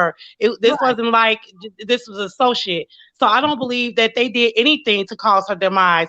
But what I do believe is that they have information that to this day they're still not talking about, They Okay, whether it's know to I, cover Can't up, something put that we together. don't whether know. Can't it's be to put not, They together. know whether something. it's, let me just say this here, whether it's to protect the identity of somebody that was innocent, that whether whether it's to protect just the fact of something went left and she ended up dying They got or scared. whatever. Yeah. so But wait the a minute. point is, Okay, but go ahead.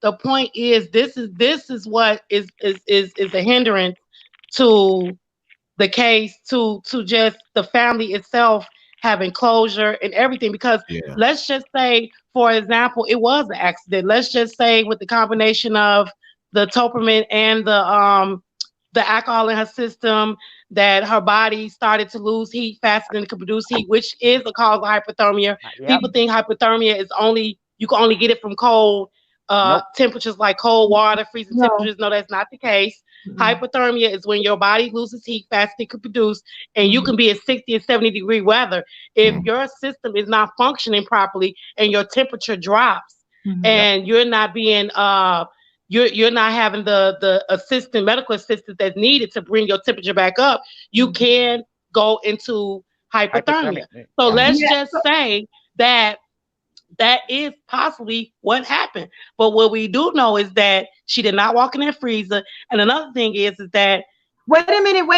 they got her. They, if she had her phone on her, they got Bree had the phone, which means that you had some type of physical encounter with her to be able to get the phone from her. You Okay, so understand what I'm saying? So that it's still missing gaps in that. Like, how did you get her phone back? okay, so That's hold what. on.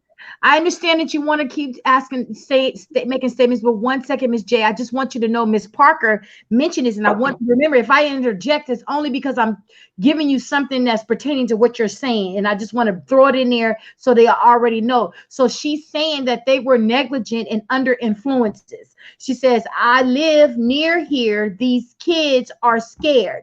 They are being threatened. The lobby upstairs, I believe, is what they were referring to." What lobby upstairs?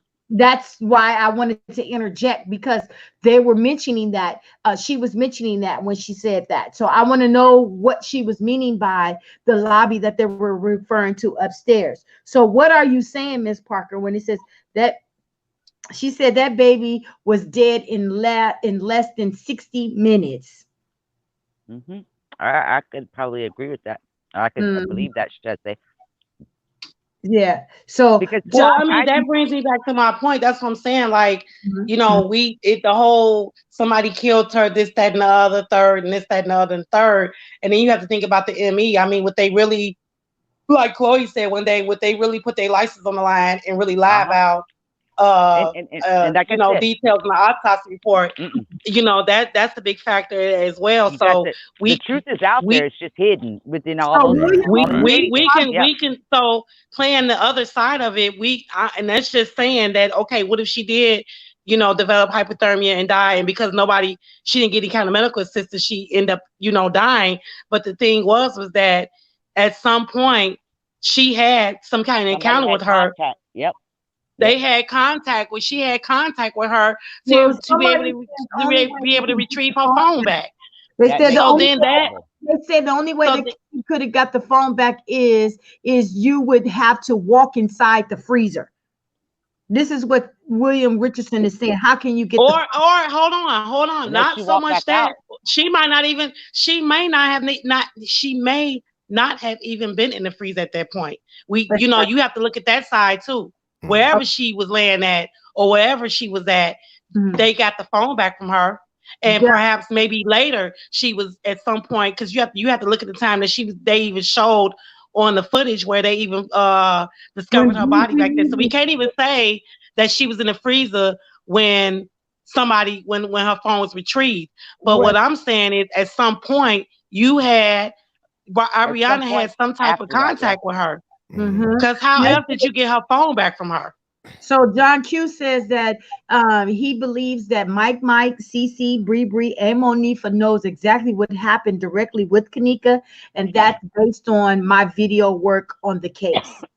Yeah. So see, and I want to speak on something about that too. I remember P. Rico done a live at one point when he said that there was a video that was seeping out about them seeing what happened to. They witnessed what happened to Kenneka, like they saw what happened to her. But to this day, we don't see that video.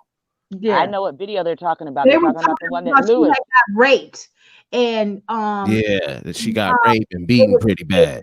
Raped. Okay, y'all need to see my video that I found, the original footage of that guy that made that video. His reflection of his face and his cell phone is right there, and I ain't pulling no ballistics or anything like that. Okay. It's at the end of the hall. What he did was he took, and you can see it because you see the little squares at the bottom from YouTube videos. When you're on a desktop, he's got his cell phone. He's recording over a laptop, and he speeded it up and looped it, and it says it right there. Speed it up and rewind it back and forth. The guy made it, and I caught his face and his cell phone reflection right there. I'll send it to everybody because it made me so mad when I saw it. I was chewing nails. I kid you not. That's why I'm talking right now when I said nope, because I knew exactly where you were going. I didn't mean to let it fall out my mouth like that. Yeah. Because I know, and I just recently actually caught his face on there, and that pissed me off big time because I know people hear me say it all the time. I hate liars, I hate being told a lie that I believed in. Right. And I know you've been researching this from day one. You know what I mean? I ain't stopped. I went to the root of it all. You went to the root of it all.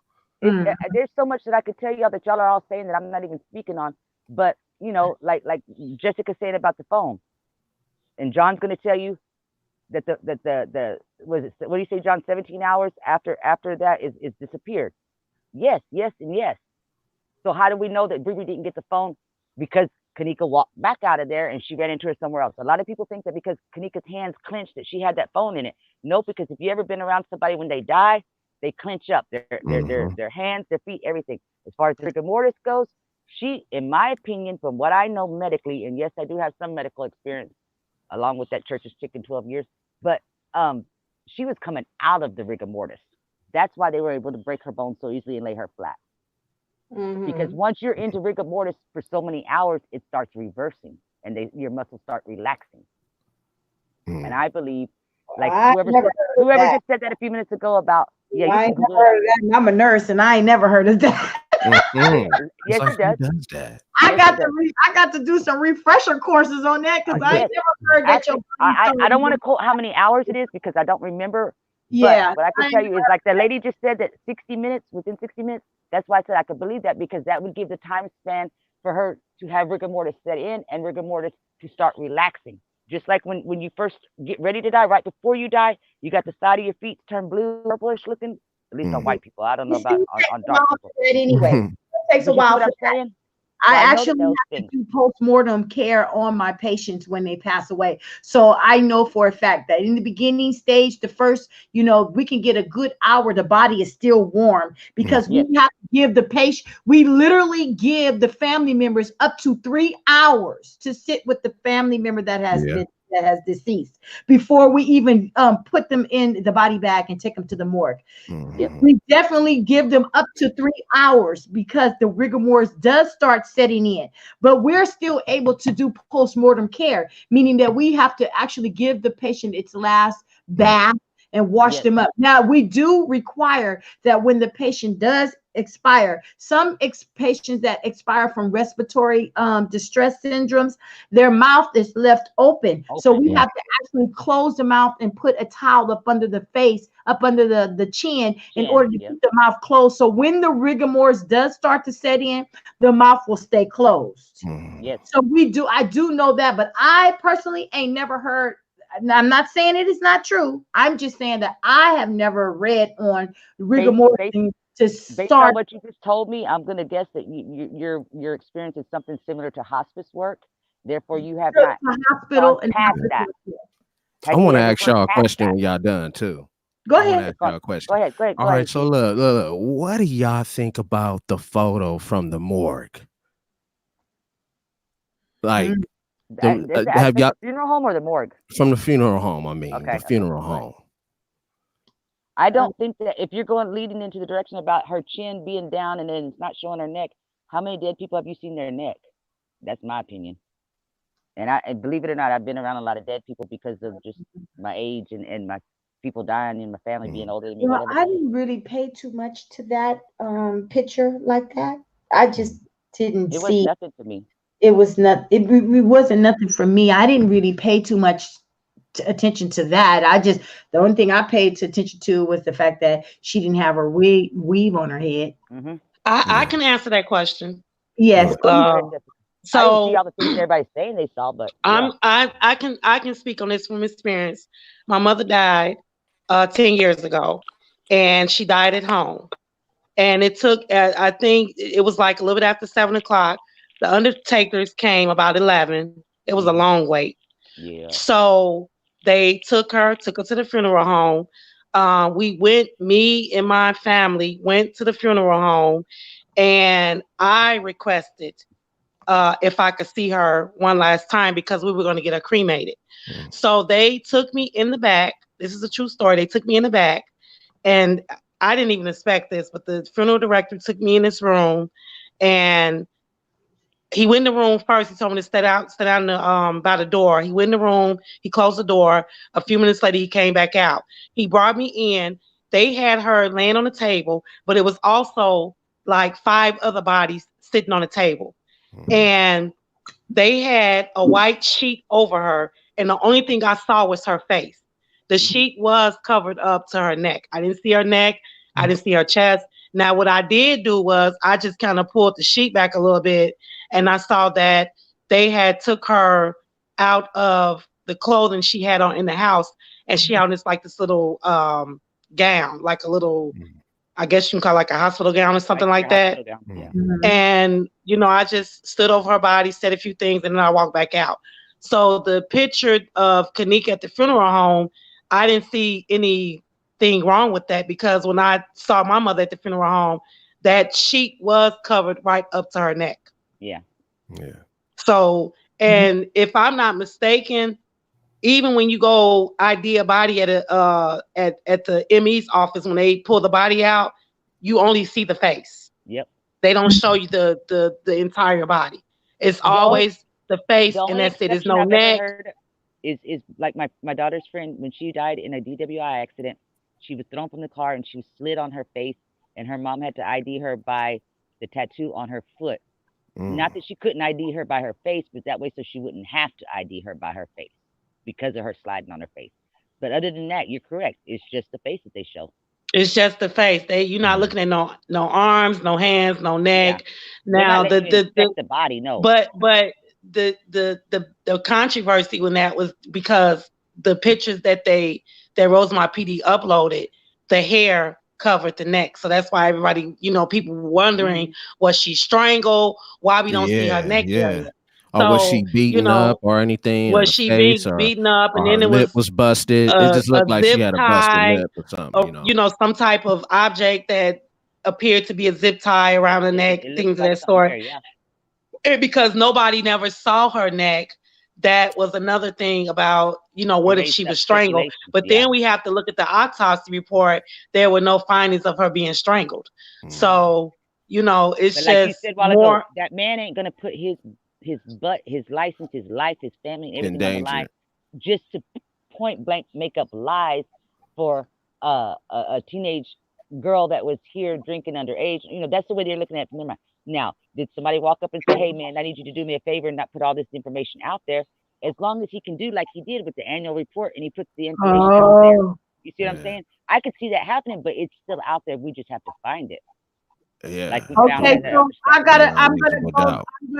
I'm gonna let you know that Miss Chloe, I had to read on that because I was like, I don't know what she was talking about as far as rigor mortis. So it does state, it says that earlier it comes on, more quickly it disappears. The longer it takes to appear, the longer it persists. The rigor mortis. I want a cookie now. Definite order as it appears in the voluntary muscles. So they're referring to the voluntary muscles. So it starts with the eyelids and works its way down. And then it says the body completely cooled, rigor disappearing. That's after it's more than 16 hours. And that is what in my opinion, I feel like she was already in that part. Yes. That's something new, and I'm a nurse, and that's something new to me. So that's something that I'm glad that you brought to the forefront for me, so I can honestly say thank you. You're welcome. But I mean, you're a round of applause. Yeah, I'm gonna have to give you. Where's that button, AC?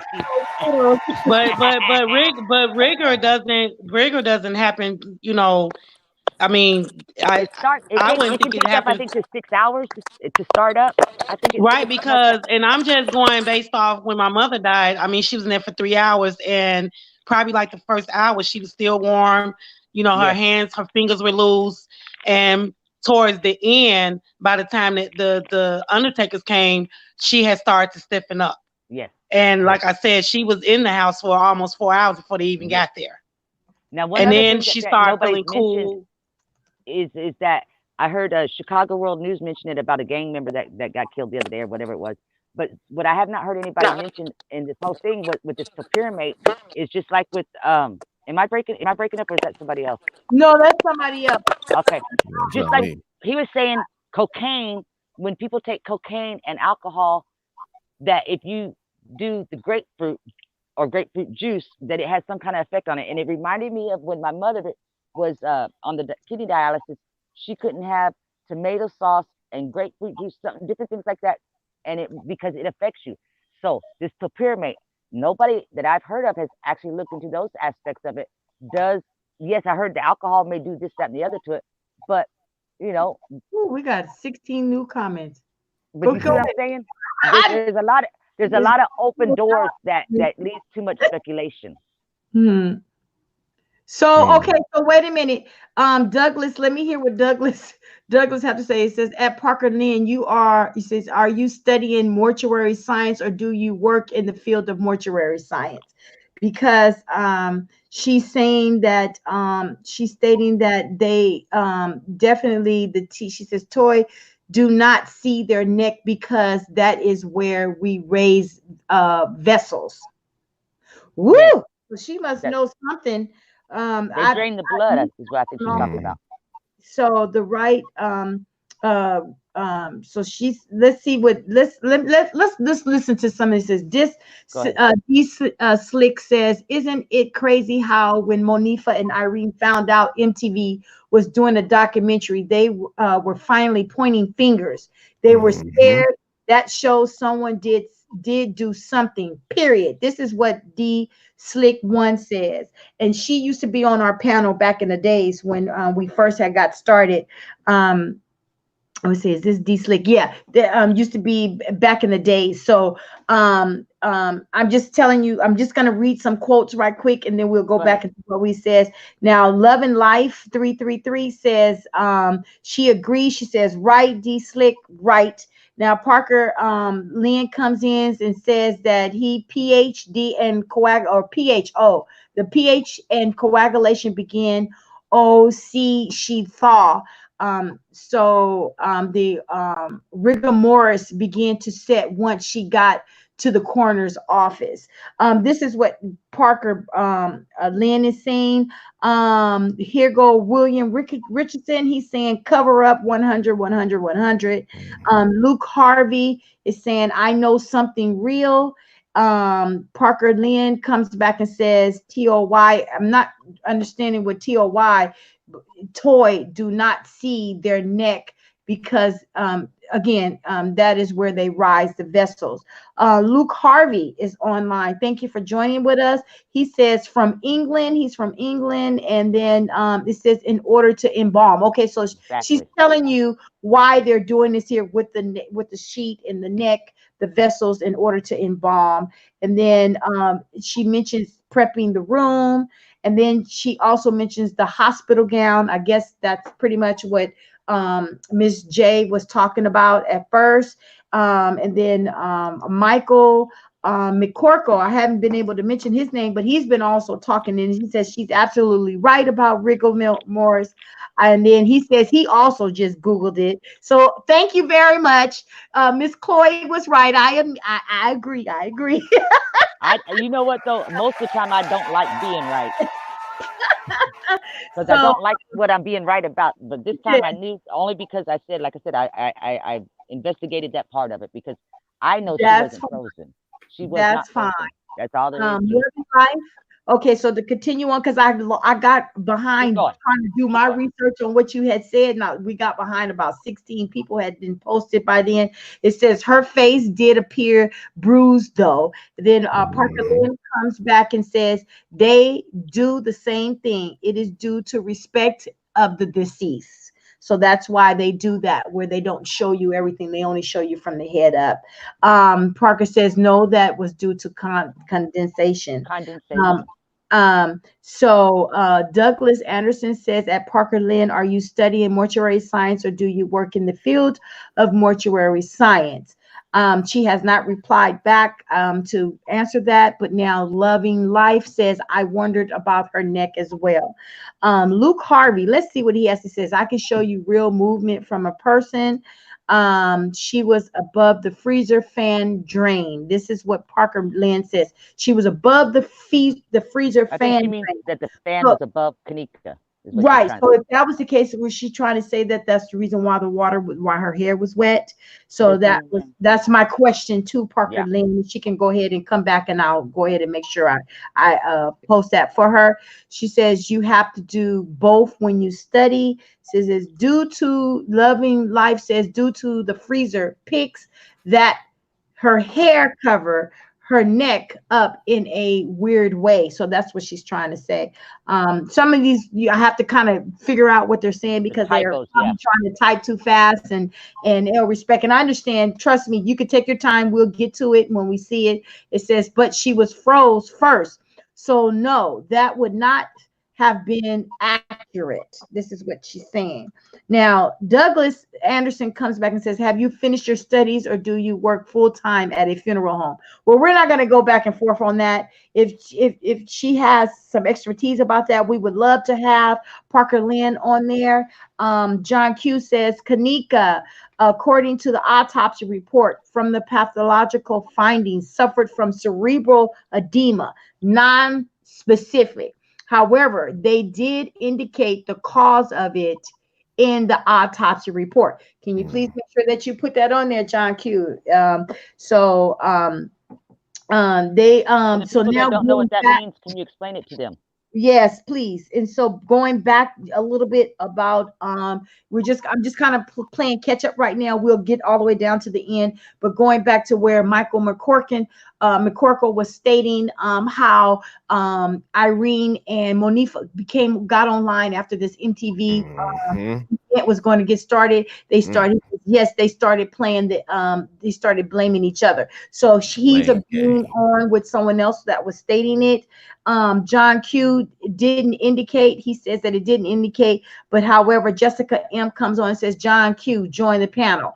Parker Lynn says, I am a mortuary. So that means that she does work at the mortuary. So she kind of knows what's going on. Thank you, Parker Lynn. She answered the question.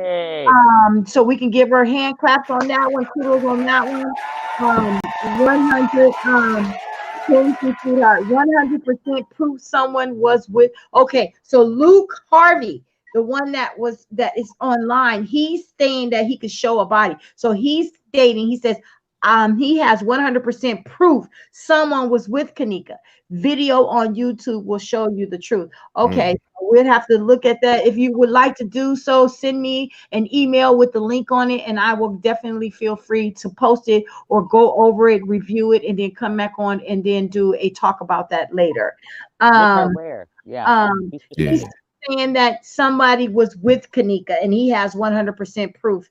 And so with that being said, if you got 100% proof and the police don't have 100%, bring it to the table. Bring it to the table. Yes, that's right. Always open to learn something. Expose the tea.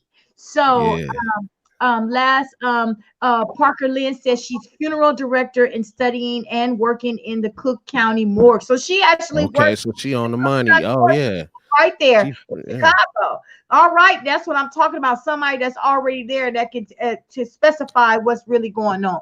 So Luke Harvey says a hand no one ever took.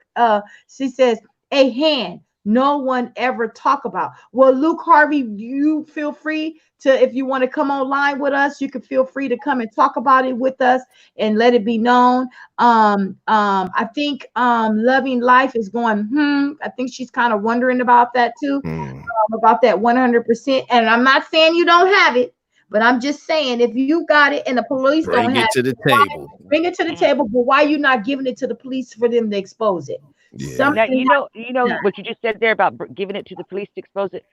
If anybody's online here and they hear my voice, if you do have something and you are in fear for your life, to be bringing it forward, do it anonymously. Drop it in the mailbox.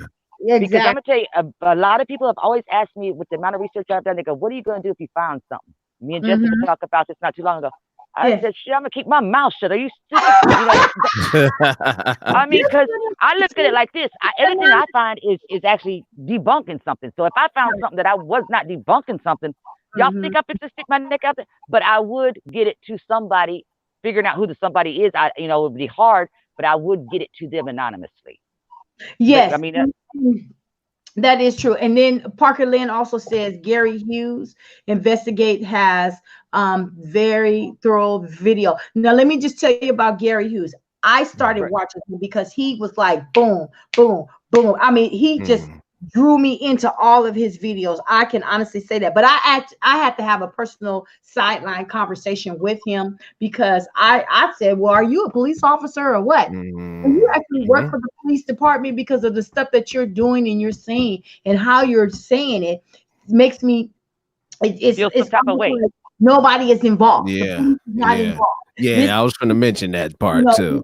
How he was telling his cases debunking. That's what I call it, debunking every single video that was out there. He was debunking them and he was doing a good job. But I'm saying, okay, well, if you're debunking these, do you work with the police department the way you doing these debunkings? Because now this is another thing. That man also has the tools and applications on his computer system that gives you a body of Kenneka walking, animations and animation. He has all of that. I seen it, and that's what drew me in. That's the kind of stuff that draws me in to look and to be, inquisitive about it, things like that. And I saw it from my own eyes. So he does a good job with his debunking, but again, I want to see what else. I mean, he's very thorough. He's very good, but he's a little bit biased. When it boils down to police, yeah. Well, I mean, just saying that he's biased in the fact that he's not willing to hear, is it possible? Then he did kind of change that up, and he kind of lightened up a little bit when he made that statement about a perfect storm. I don't think what he meant and what I feel is the same thing. But for me, I think the same way. If the hotel says something about the cops, then the cops are gonna have to say something about the kids, and the kids are gonna have to say something about the hotel. Everybody's gonna fall. I could see that happening. I don't know if that's what he meant, but I could see that in the works. You know, as far as like, because everybody didn't carry Kenneka, everybody didn't kill Kenneka, everybody didn't rape Kenneka. Yeah, you see what I'm saying? There was one girl who said, I don't mean to cut you off, sister, but she said, go ahead. The very kind of one of the first videos, because there was two first videos. The first video was this girl who said she literally saw the footage, the original footage that was out on the news, and that somebody was in that door that was right there by that stairway, and they stuck their head out, and then they closed the door real fast. That was the first thing that I saw from the very, very first footage that was out there. There was a girl who was talking about, it was two girls that was together, and said, "Did you see that? Did you see that?" Miranda Morgan. Now, the second footage that I saw was another girl who said, "I know exactly what happened to that girl." Y'all, the bottom line is, the first thing is that y'all putting that girl doing everything. Y'all put her laying down doing, you know, sorry, Sandy, but trying to do oral sex on somebody. Y'all put her laying down in the bed, sleep. Y'all put her in the bathroom. Y'all put her in the hallway. Y'all put her here. Y'all got to see the whole thing. And then that's when she broke down. Did you see the people that was in Irene's glasses? She was one of the first that actually brought it out in the beginning. So just going back to, I'm just going back to that, because you were saying about the proof. We were saying about the proof, and then Loving Life is saying, if y'all had a 100% proof, she says, I'd have it locked up in a postal box. That would be her security backup. box. Something was a threat or something was going to be happening to her, but otherwise, I don't want nobody to know I had it. Shoot, I wouldn't want nobody to know I had it. So because I figure if they got this many people fooled for this long, they ain't nothing but a hop, skip, and a jump to find me. But that's why I said put it out there anonymously. Yeah, keep a copy if you want to, but I mean, put it out there. Get it to not out on YouTube, not out in the Facebook groups. I'm talking about the authorities. Figure out which one's above which one. Okay, now somebody is asking, I gotta ask, and maybe AC can answer this as well, or maybe Miss J can too. It says that somebody by the name of Cortez Carter says, who killed her uncle in Zack TV? Now, I want to add on to that. Who killed her uncle in Zack TV? I definitely want to add on one more thing, and that is, do you think that they were considered a casual, a casualty of war with this here? As if there was like a connection. Yeah. Is that what you're saying? Yeah. Go ahead. I'll let y'all answer it, because I mean, I believe that there can be some type of connection, because, you know, Zack was really open about in the beginning, from what I know, that he was mentioned that he had some other interviews that the world had never seen. And then with her uncle and everything, you know, we did see footage of him by the freezer taking pictures and stuff like that. And he was really, you know, going in hard for his niece. He was riding for his niece and everything. And then all of a sudden he mysteriously, you know, gets shot up. Execution style, you know what I'm saying, right along with his baby mama. So she didn't get hurt, but she was right there. No, she didn't get hurt, but she was right there when it happened. Yes. See what I'm saying? And then, you know, with the whole situation with Zack, it was just like execution too, yeah, because, you know, he was working on a documentary for MTV too. You see what I'm saying? That was the same one, that was the one that he was in. Yeah, but what I'm saying is that he was working on one too, because there was photos of him and the casting crew. It was a big, huge crew that he had that was doing something for MTV. VH1, he was on the VH1 show, But those pictures we saw with the MTV, that's what was supposed to be part of this. It got edited out. You see, and that's what we was thinking about too. I was like, well, maybe this was something that Zack was doing, and I forgot old boy's name that was in the MTV documentary, as if he took on, like he took that whole baton and said, okay, hey, I'm gonna continue on. Yeah. Okay. Jessica, you got any thoughts? I don't have any thoughts on that. Okay. I can tell you what I know. I know that Chicago World News guy said that from the streets, and he's the guy, if y'all don't know who he is, he's the one that talks about all the gangs killing each other and everything, and he's got a lot of inside connections and all. He said on 2 different videos now that I've seen of his, he said specifically that Zack had nothing to do, his death had nothing to do with Kenneka. Then on the second one, he said specifically that Zack's family does know or have a good idea what led to his death and the connections that it had, and it still had nothing to do with Kenneka. Now, my personal opinion is I think it might have something to do with the Harvey thing. I don't know for sure. J Money, knowing the conversations that I had with him, I could see him, and I'm not saying that this is what happened, but just as in hindsight, looking back, because he went so hard for Kenneka, I could see him saying, or maybe even leaning towards accusing, whether it was the right person or the wrong person, anything like that, and offending somebody, and they retaliate. Okay, because J Money was going so hard for Kenneka. He was also all over the board because he had too many birds in his ear. Who said that? Say that again. Say that last piece. Go ahead. J Money had too many birds. I don't know what else to call him, but he had too many people in his ear giving him information, and not all that information was even close to being accurate. He was told, and those of us that's been on this for a minute, we know, no matter what our personal feelings were, we know at this point, and if you don't know at this point, start one again. Kenneth Hart had nothing to do with it. Tolliver Herman had nothing to do with it, and all this and that. But there were people that were telling him stuff about those particular people that we now know had nothing to do with it, and they made it sound like hardcore evidence that they had proof, like if they were concrete. Yes, and so I could see J Money going, hey, what the hell? I'm not saying that any of those people had anything to do with it, but that's what I'm saying is I could see him in my mind, picturing him just walking the streets and looking for people saying, hey, you so-and-so, so-and-so. You see what I'm saying? And then maybe stepping on the wrong toes. I could see that being a good possibility.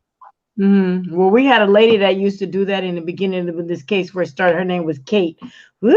She was calling out everybody's name. She went all the way back to the Gambini family. There's a lot, believe it or not, there's a lot of people on these 2 platforms that I work with that are still doing things like that as the person that you're talking about. And it's very frustrating because I can get past a new person coming up and saying, "Did Kenneth Hart this and that and everything?" They were at the DoubleTree with the balconies, and there ain't no balconies. I can get that because they're a new follower of the case. It's the ones that's been on this thing maybe 5 minutes longer than me, and y'all are still looking for the balconies over at the DoubleTree that don't exist. Come on, that's aggravating to me because they just got their mind made up and they ain't trying to hear no truth. So, just so you know, because we had been talking about Zack TV as well as someone else that was involved, right? Who was the other one we were saying besides? Who was the other one we were just saying about? It was Zack TV and J Money. Yeah. So now, so Parker Lynn is saying, Zack brother, Zack 2 brother swear those bullets weren't for him, but they were. He says it was other street politics that got him knocked off. And that's a good possibility, but it still had nothing to do with Kenneka, though. It could be possible. It can be street politics with her.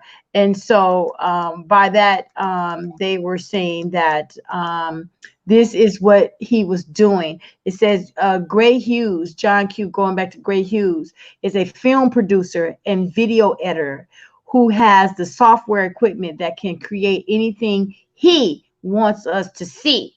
So what was his true role in investigating this case? He's a paid consultant. This is what John Q says about Gray Hughes. And then Loving Life, she says, I have my own ideas about Zack. And then Thank you very much, Lou Harvey. Lou Harvey, who claims that he has 100% proof about this video that someone was with Kenneka. He said he's going to go ahead and send it over. Yeah, I want to see that. Parker Lynn says that it was his project. Now, she's referring to Gray Hughes, that it was his project, but street politics. Oh no, she must. Zack. Yeah, that it was his project, but street politics had him caught up. And then we have a new listener on called Char Legwitz. It says, great job, Luke Harvey. This is what he's saying. Now, Douglas Anderson comes back and says, at Cortez Carter, both of those deaths could have easily been drug or gang related. And it was also alleged that J Money baby mother was messing around. Okay, so now we're going into a whole different direction with that. But Douglas is saying those were some accusations that were thrown out there. Not saying that there's any concrete with it, but there was those accusations. Those things were said, but that doesn't mean that they were true. Okay, so Michael comes back and says, yes, I do believe they were connected to the case. Zack was told to leave the case alone, which he was. I did. And there was a video that with him talking to that lady, and a lot of people told him leave it alone. Yes, he Y'all did. Know the difference between There was entertainment another and video where there was another video that that surfaced, and I saw it. I think I even still have it, but I remember seeing him. He was in a hotel room, I think it was, by himself. And 4 hours long. Yep.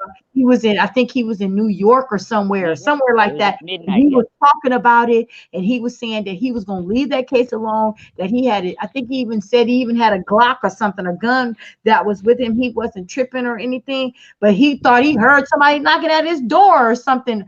That was that live he did in the blue outfit where it was 4 hours long. Okay, so I've got a bunch of his stuff downloaded. I got 100 and some of his videos downloaded that I got saved. Yeah, specifically has said, he says, hey, you know what? I'm gonna leave this alone. He said somebody told him. So I think he said either, I'm not sure, but I think he said either Irene's mama or somebody pleaded with him and told him, do not release the video of her when he had interviewed her. And they had that one. There's plenty of, like you were saying, AC, that there's plenty of footage of stuff that he had been recording that had not even been released out yet. And the thing where people are talking about where he did the interviews and then his laptop got stolen. Yeah. Cleared it up. His laptop out of his own mouth, and I've got the screenshot of his post dated September the 12th. Was when his laptop, his place got broken into, his shoes, his clothes, his laptop, whatever, all he listed there. I remember that. Okay. The interviews were done starting late on the 14th, going into the 15th. So the interviews that he did were not on the stolen laptop. Okay. Good to hear that. He says so that tells me the brother or whoever's got that new laptop, they got that. Oh, so listen what Mike says.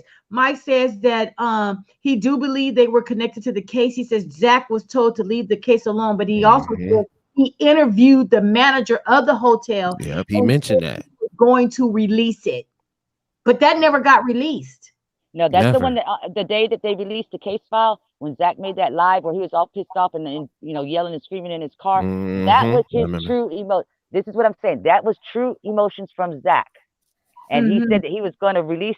He said that the manager. He didn't say which manager, because you got front desk managers, you got behind the scene managers. There's a lot of managers at the hotel. But my point is, you look at that video, at those emotions, and compare it to his video that somebody called him. To me, those are two different things. And I was following Zack before Kenneka ever died. So to me, when he made that other video saying that y'all, at the end of the day, y'all got to know what's entertainment and what's not. I believe that the phone call thing that he said, that was part of entertainment. With the woman that was telling him to leave the case alone and stuff like that. That's my belief, because if you watch his face, he's playing too much. But like his face expressions and stuff. Yeah, October 20th, when he did the one where he's getting mad, saying, talking about Kenneka's pockets were turned out and all that and everything, that was true emotions. That was not an act. So Char is So saying about the police department videos, when watching some of their videos, turn on the closed caption on the videos because some of the words appear while the videos are playing. that's not footage, that's video. There's a difference. Yeah, this is what I'm was. just pointing that out to them so they don't get confused. You know Okay. it because you got it. Yeah. Okay, and so Char says that they will send screenshots. Please, Char, send anything to my email address, and I will also get it out, and we can talk about this here later. Again, if you guys want anything to send out, please feel free to send it to forevertruetv@gmail.com. And when we get a chance to come back on live again, we can talk about these things. I love my panel. My panel was good. I like the fact that that we're able to use a new outlet in order for us to be able to have a panel because of the fact that Google Hangouts actually shut down, which was good, but it's okay because you know what? I'm gonna be totally honest. This here seems like this is off the chain. This stream yard is really off the chain. Very easy. And plus, I've been sharing too. I've been sharing with my listeners and sharing on social media. And as you can see, I'm giving y'all sound effects in the background with the hand claps and all that. You know, so yeah. So you know, we making your panel authentic. Does that mean he's not going to hold it against me? Yeah, don't hold it against me. Nah. So that was the first thing I said. Y'all gonna get me in trouble. I know. I know. So I'm just gonna take a few more listeners on here because they're speaking on some stuff. And El Respect, and it says, was it the let's see what Cortez says. Cortez says, was it their first time at the hotel? So I'm not sure what he's actually about. He's talking about the kids. Okay. No. And I'm gonna tell you, somebody pointed out something. If you notice that Bree was in front of the crew, she acted like she knew exactly where she was going. Yep. And even before that, Irene and them, if all you know is that your room is room 926, why are you headed to those stairs that go down? Exactly. And then also remember when Teresa Martin called the police and was saying that she was saying that her daughter was missing. She said, I found a ticket dated from a certain date. That was before the date from the same place. And it probably was a mistake though. Yeah, we got the reasoning on that. They were giving out tickets. Let me interject for a second. Go, Jessica. Go, Jessica. I need a smoke. Go ahead. I'm all ears. Go ahead. I'm here. Jessica, where'd you go? You there? Oh, we probably lost her for a second, so she'll probably come back on. She'll probably come back on. She will, but she don't. She'll hit me up at 3:00 in the morning. Come back over here. Man, we need to get John Q up on here though, for real though. So John Q, let's see what John Q says. John Q says, here's an interesting point. Bree is protecting Mike by not mentioning that she left with him in her statement, and Cece, who left with them, was never interviewed by the police at all. You know what? I remember something like that because I was looking at all of their statements, and it's like, why is that everybody's statement said the exact same day? Yeah, but remember when Irene did that interview on Zack TV and she mentioned that Bree left the hotel room for a while and she was gone for a minute? She didn't mention it either. Yep. You see what I'm saying? So, you know, the guys. Yeah. She left with two dudes. Yeah. You know what I'm saying? So she was gone for a long time. What was that? What was the one that? What if it was the one that was saying, "Man, are you coming with me or what?" That's Mike D. Tate. Yeah. Okay. Well, so we keep losing Miss Jess for some reason. You got audio equipment, right? She says, add me back. I did add her back. But I'm waiting on her to come back. I did. So I'm adding her back in. Okay, there she goes. She's coming in now. All right. Can you hear us, Miss J? Yeah, I can hear you. Sorry about that. I just want to say something about the ticket. You know, Teresa Martin did mention that she found the ticket in the car, but you have to, the thing about that is it was 4 people in the car. It could have been anybody's ticket. Exactly. Everybody just automatically assumed that it was Kenneka's ticket because she was driving her car, but you had 3 other occupants in the car, and it could have been one of their tickets from the 6. Mr. Jackie Dragon and I showed, each one of us showed on the footage, you see that, because Kaki's got the same ticket, where all through the footage, guests are coming up to the desk.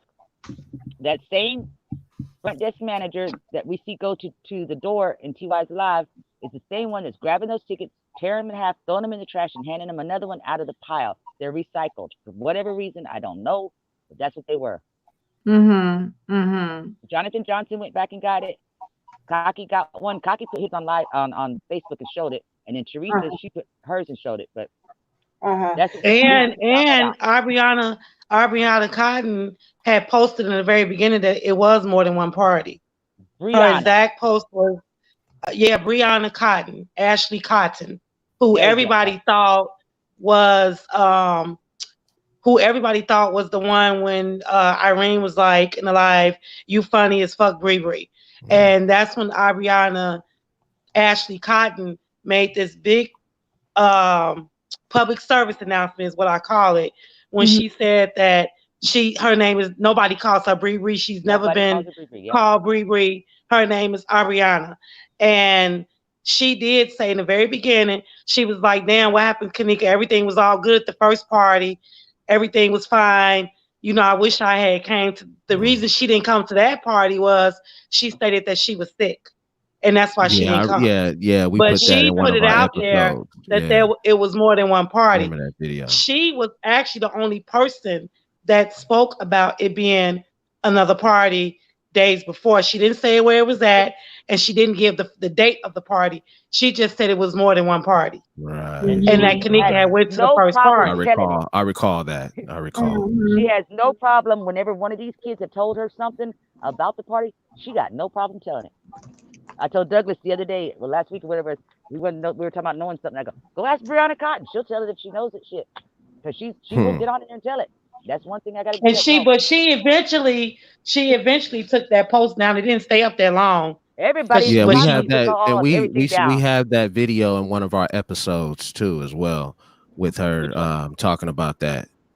Oh, the tombstone. So what I was saying was that ticket could have been anybody's. It could have been, it could have been Monifa. It could have been anybody's ticket. I mean, I've paid meter tickets, and I find all kinds of tickets in my car from last week. Irene said Monifa can't drive. Come on. Well, I'm just saying it could have, but it could have been anybody's ticket. It could have been, you know what I'm saying? We just assumed it was Kenneka's. Teresa said that it couldn't have been hers because she didn't have her. She said out her own mouth that Kenneka did not have her car on the 6th. She said that. She was like, my car was not here on the 6th. So that tells you it had to be somebody else's ticket. If she knows for a fact that her car, that Kenneka didn't have, and he had to give an account that Kenneka also had her own car as well. So that ticket could have fell out somebody's pocket. Chicago, can y'all do a favor for me? And y'all don't have to put it on live or nothing. I was told the other day by somebody else in Chicago that is associated with this show. I'm gonna put it like that. That Kenneka did finally get her tombstone, headstone, whatever you want to call it. But that they have some kind of something up there to where you, like, if you're just driving by on that street, that you can't actually see it. That you literally have to go in there because they're wanting to prevent vandalism or anything, all that other stuff. Now, I have no reason not to believe the person that told me that because everything else she's ever told me has turned out to be true. But to get somebody from Chicago that's not associated with anything, that would be really cool for the public to get, at least put their mind at ease, to shut them up about that end of it with that part for the mama. So I never really, to be honest with you though, I never really understood why people were so pressed about the fact that she had a headstone. I mean, I don't understand. I mean, they had the funeral. She is deceased. I don't understand why it was even a concern about having a headstone, and I didn't. I thought that was irrelevant. You feel about that too, about the headstone.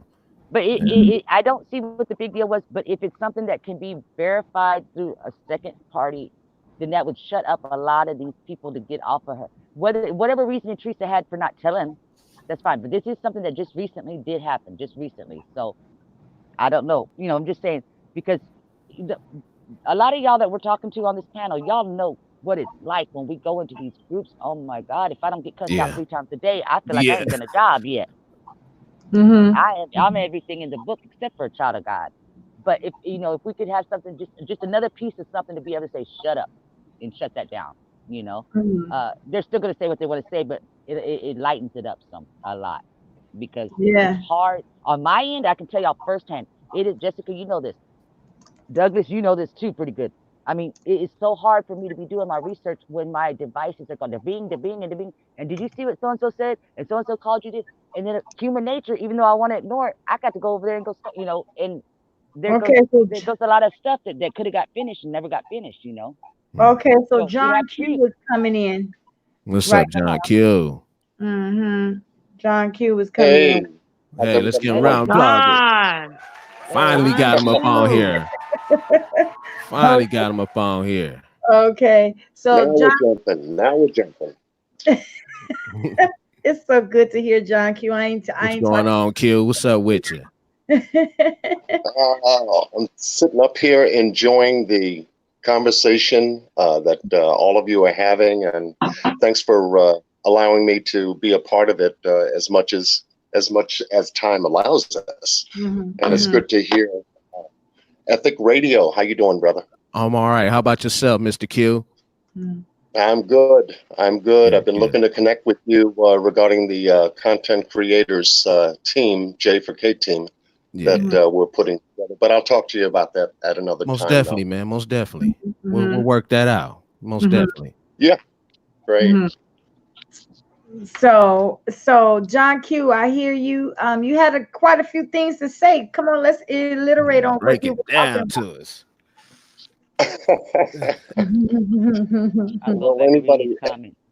But you know something, this is a good panel discussion though. You know, for real, it is. It's a great discussion, and you know, I really don't get on a lot of panels, but it's an honor to be on here. Just wanted to let you know that. My first one. Thank you. And it's an honor for each and every one of you to be on here. Because we all coming together, civilized and everything. Yeah, me and Miss J. The first thing I said was, who is it? Because I didn't want to be up here arguing. Yeah. You know? Yeah. It's all about being peaceful. We don't have to agree, but we don't need to argue. Right. That's right. And we all got to keep an open mind regardless of the fact. Exactly. Even if we like it or not. Exactly. Otherwise, step off. You know, there's no sense of researching if you're not going to have an open mind. Right. So I agree. I guess what I wanted to ask you, John Q, you were mentioning a few things on here about who is a possibility, who may know, you know, what's going on with this case and whatnot. I'll give you, let's look at Douglas Anderson right quick. He says the biggest and most obvious and stupid lie in the case that might be proof that someone from the party was involved was Killer's statement that he left at 0300 a.m. and that when he left Kenneka was, and then he cuts off with that one. He's saying that she was in the room and that he never was alive. Okay, so he continues on.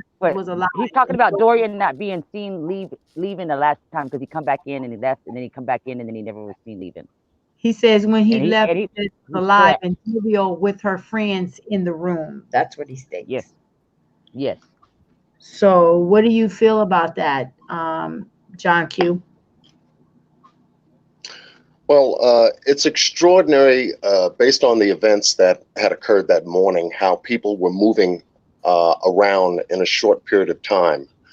And my work on the case, you know, doing a video series, parts 1 through 8, and then some video lives. All of this work has led me to begin to target specific people at specific times. And this is the reason I made the comment in the chat regarding Mike, Bree, Cece being 3 people that should be scrutinized into knowing exactly and specifically what happened to Kenneka because of the timelines draw these people together. It's the timelines that draw these people together. Yeah. So it just seems that Bree's statement is protecting Mike. Cece is never mentioned in any of the statements because she wasn't interviewed by the Rosemont Police Department. You see? And Mike never returns because his excuse was that the party wasn't turned up, and so he left. He comes in with three other males. That was Killer, Little Ty, and Little Ty's cousin, but he leaves with two females. You know, so at specific times. He's still been there? Yeah, because video surveillance footage captures Cece's car when they left at 2:26 a.m. going around the hotel to the back of the building. And I specifically show that. In part 5 of the video series that I'm doing, and then reiterated it in part 7 to try to tie it all together, because it's a very important aspect of how people moved within specific timelines. Well, yeah. Okay, well, they got they got some stuff that's going on. Then he said, you know, I can't keep up with all I really can't keep up with all of the statements, the posts and comments that are on the sideline, because they're saying that there was a hotel worker that said some of the crew that were there all the time, they were running tricks and drugs there. They were regulars. Specifically, one person, a guy, gave details. I don't know about that, but I'm just kind of trying to play catch up because they're hitting us left and right. It comes back with Douglas coming back and saying IMO, which I don't know what IMO means. So if somebody know what that is, in my opinion. Okay, thank you very much. I got to play catch up on that too. That's a new one for us, in my opinion. We used to like FYI and all that. FYI or IJS. I'm just saying, you know, those are some. So it says that he says that he thinks that it was fake, and if you look at the surveillance footage, far too many people didn't even know how to get to the elevators. She comes back and she says, but one there knows that place pretty damn good. Douglas comes back and says Irene almost went the wrong way. Mike and his crew went the wrong way. And then she comes back and says right, and then she says finally she I guess somebody is understanding what she's trying to say about that. With that being said, oh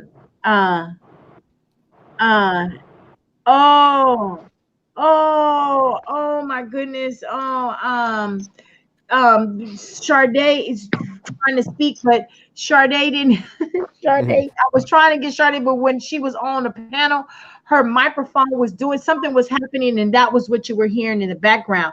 But Sade, please, Miss Jess, can you please inbox Sade right quick and tell her to come back on, because we want her to speak, but her mic kept going. Something was going on with her mic. That was the one making the noise. Yeah, it was making the noise in the little background. humming noise in the background. So, and it was clicking, it was popping. So that's the reason why I put her on mute. But all she had to do was just inbox me and tell me that she was going. But she was saying, tell her, please send her an inbox right quick and let her know that we really want her back on here. So, so let's go ahead and move on to what we were saying right quick, because we really want her on here. We want her to speak on it. So please send her an inbox right quick while we're still continually talking. We've got a few more minutes before we get off the panel, because it has been a long night. And what Douglas is saying is that nobody knew how to get to the elevators. That's why they were going all different directions. Okay. So with that being said, so John Q, in an overall, what do you really think about the case? Moving forward, you know, there is a trial coming, that's for sure, you know, and that's what I'm looking forward to. And it could be within the next several months, give or take, from what I'm gathering right now. So that's going to be a very, very interesting trial, so to speak, regarding the negligence case that Teresa has with the 4 entities, the Crown Plaza, the security company, the owners of the Crown Plaza, as well as the Murray Brothers Caddyshack restaurant. So, they're getting all their notes and all of their arguments together to actually have a trial on this. And that's what I'm really looking forward to.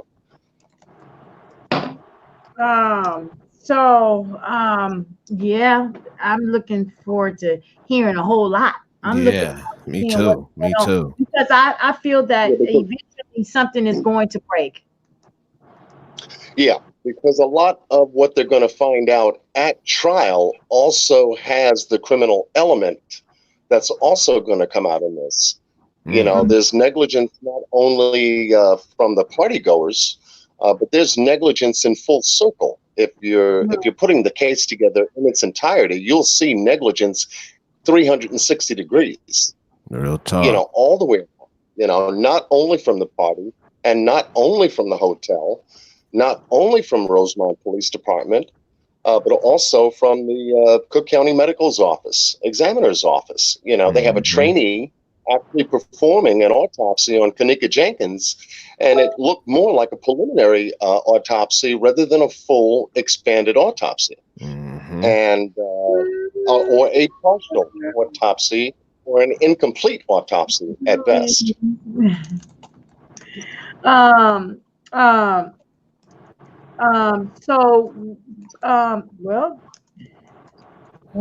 That's interesting to know that this is finally they're gonna bring this to the forefront. Finally. Yeah, and I think Teresa had made a post on her Facebook stating that she was looking for Kenneka's belongings, her clothes, her shoes, the phone they never gave back, or whatever happened to that, along with the second autopsy. Wait, you said the phone? You know that or not? Yeah, she did a second autopsy, but they only gave her 1 page out of it. Out of what? Out of the autopsy? This is interesting. Out of the second autopsy. Yeah, out of the second autopsy. The second autopsy. She doesn't have a complete autopsy report based on the second one that was done. She also states that she doesn't have any of her possessions. Right. And she stated that on Facebook. Like it's just, to me, it's just sad just how she was just treated just overall. And I just feel like everybody that had a hand in an investigation should be held accountable for that. Everybody. It's just the cell phone was given back to Larry Rogers because he was her attorney at the time, so that's why they had to give the cell phone Rogers Jr. Yeah. Yes. So she needs to address the cell phone with Larry Rogers. Yeah, because she stated not too long ago she still doesn't have her phone. So it's just and see this brings you back to the point of, and I realize this, that if you're not knowledgeable of how things are and how things work, then this is how you'll be treated. Yep. And with the law, the system, everything. It really, minorities are really hit hard with this. Like, we don't know the laws of the judicial system. We don't know, and then too, if it's something that you've never experienced before, it tends to make you more vulnerable, because then you have all these people in your ear. You don't know what to do. People pulling you here, people pulling you there. And so that's why, I'm so compassionate towards her. And it's heartbreaking, because I feel like even to this day, she still doesn't have any answers. It's mind boggling to just sit there and live through that every single day. Exactly. And people criticize and scrutinize her so much about even the lawsuit. But my thing was, well, what else can she do at this point? Exactly. Nobody won't give her a straight story about what's going on. The friends have 50 different versions of what happened that night. Different agendas. What else can she do but sue them? And I feel, and to this day, made that point too. They said, what is that? You know, what else can she do? Because she this was way back in 2017. They said it, that she, you know, justice, she's not going to get the justice like what she wants and what we want, because what was possibly there as evidence no longer exists. So the only other way that she can get any kind of justice and make anybody take any kind of responsibility for her child no longer being here is to sue them with a negligence lawsuit. And this was back in 2017 when they said that. And it was true, because my mind kept going back to, like, if you slip and fall at Walmart, no matter what, Walmart's going to pay you something. It just is a matter of how much. And, and it's not going to hurt the hotel, because that's why they pay those. And then we don't know, you know, when she does win, because I do believe that she will be compensated. That's my prayer. Yeah. That's my prayer as well too. My prayer is that maybe she will take those funds and continue on. Maybe get, you know, the body exhumed. Maybe hire a private investigator. Exactly. Maybe get another autopsy done. But my thing would be, it wouldn't be nobody in the state of Illinois. I always felt like you don't. She gonna have to take it out of Chicago. I feel like the state that you reside in, you never get the full support and help that you deserve. Have to go to Supreme you always Court. have to go out of. You always have to go to outside people, way on the outside, hundreds of thousands of miles away, for somebody to really want to. That's not connected to politicians and things of that sort. That don't know this person, don't know that person, and those are the people that'll be really, really investigate and try to find out what's going on. And so that's my prayer. Chicago, it's like that all over, because no matter what city or state you live in, those attorneys, no matter if they're your attorney or the DA, they work together. They work together with the judge. And sometimes you scratch my back, I scratch your back. So it don't matter how innocent you may be. If your attorney, no matter what you paid him, if he owes that DA a favor because that DA cut him a break on somebody else's case, that's why you go out of state and get you an attorney. And but Douglas, your last comment there, you have a very good point. Very good point. Round of applause for that one. Real talk. Real talk. Round of applause. Great point.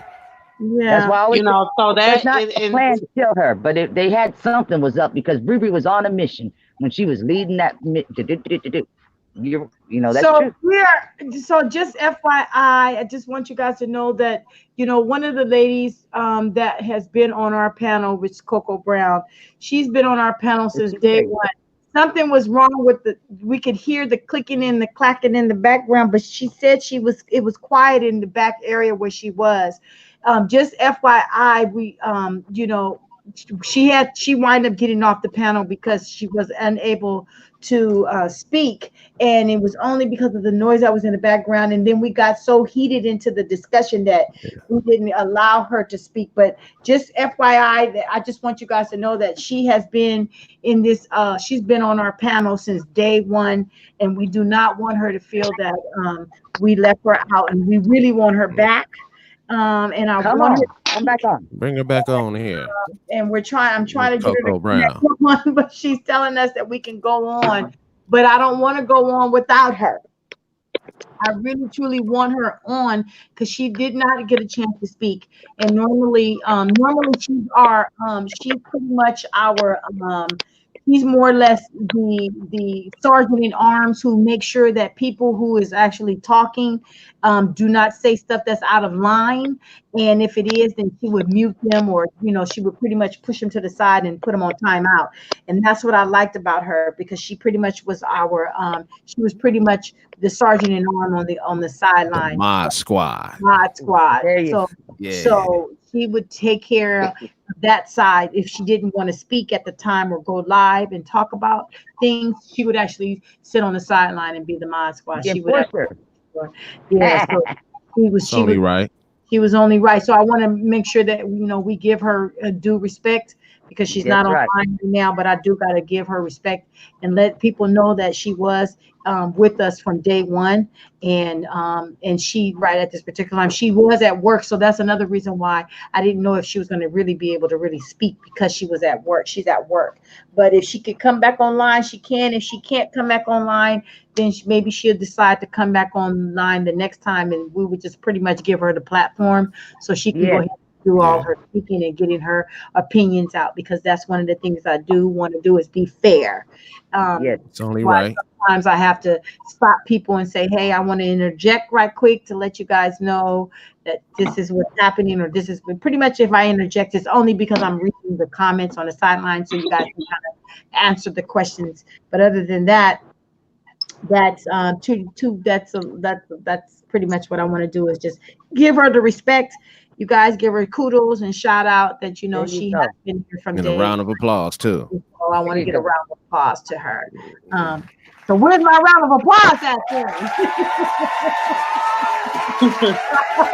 All right, okay. Well, with that being said, I'm going to take a couple of more, and then we're going to go ahead and call it quits for tonight. And then if you guys want to, yes, Mm-hmm. That video that you were referring to earlier about Zack in the hotel room, in that video, he says something about these girls aren't savages. Do you know what it would take to actually, you know, put your hands on somebody and kill them? That they're not like that. That reminded of that with Douglas's comment down here where it says that nobody knew for sure if Kenneka was going to be there to be able to pre-plan her demise. And that is a good point, no matter how you feel about it. Here, there was too much uncertainty about if Kenneka or Riri or Monifa or Shamaya was going to be at the party for it to be pre-planned. Exactly.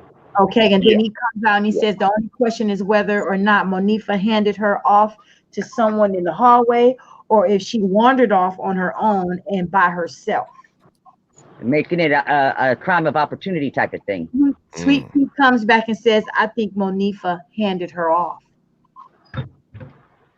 That's got to take a lot. I think that takes a lot out of a person too.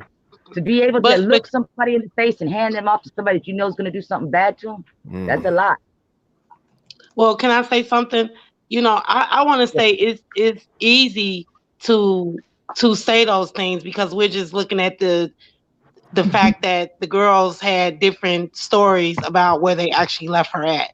So, you know, the thing is, somebody has to be blamed. There has to be a blame pointed for somebody. In what I'm trying to say is, people want somebody to be held accountable for the reason why she was found dead in that freezer.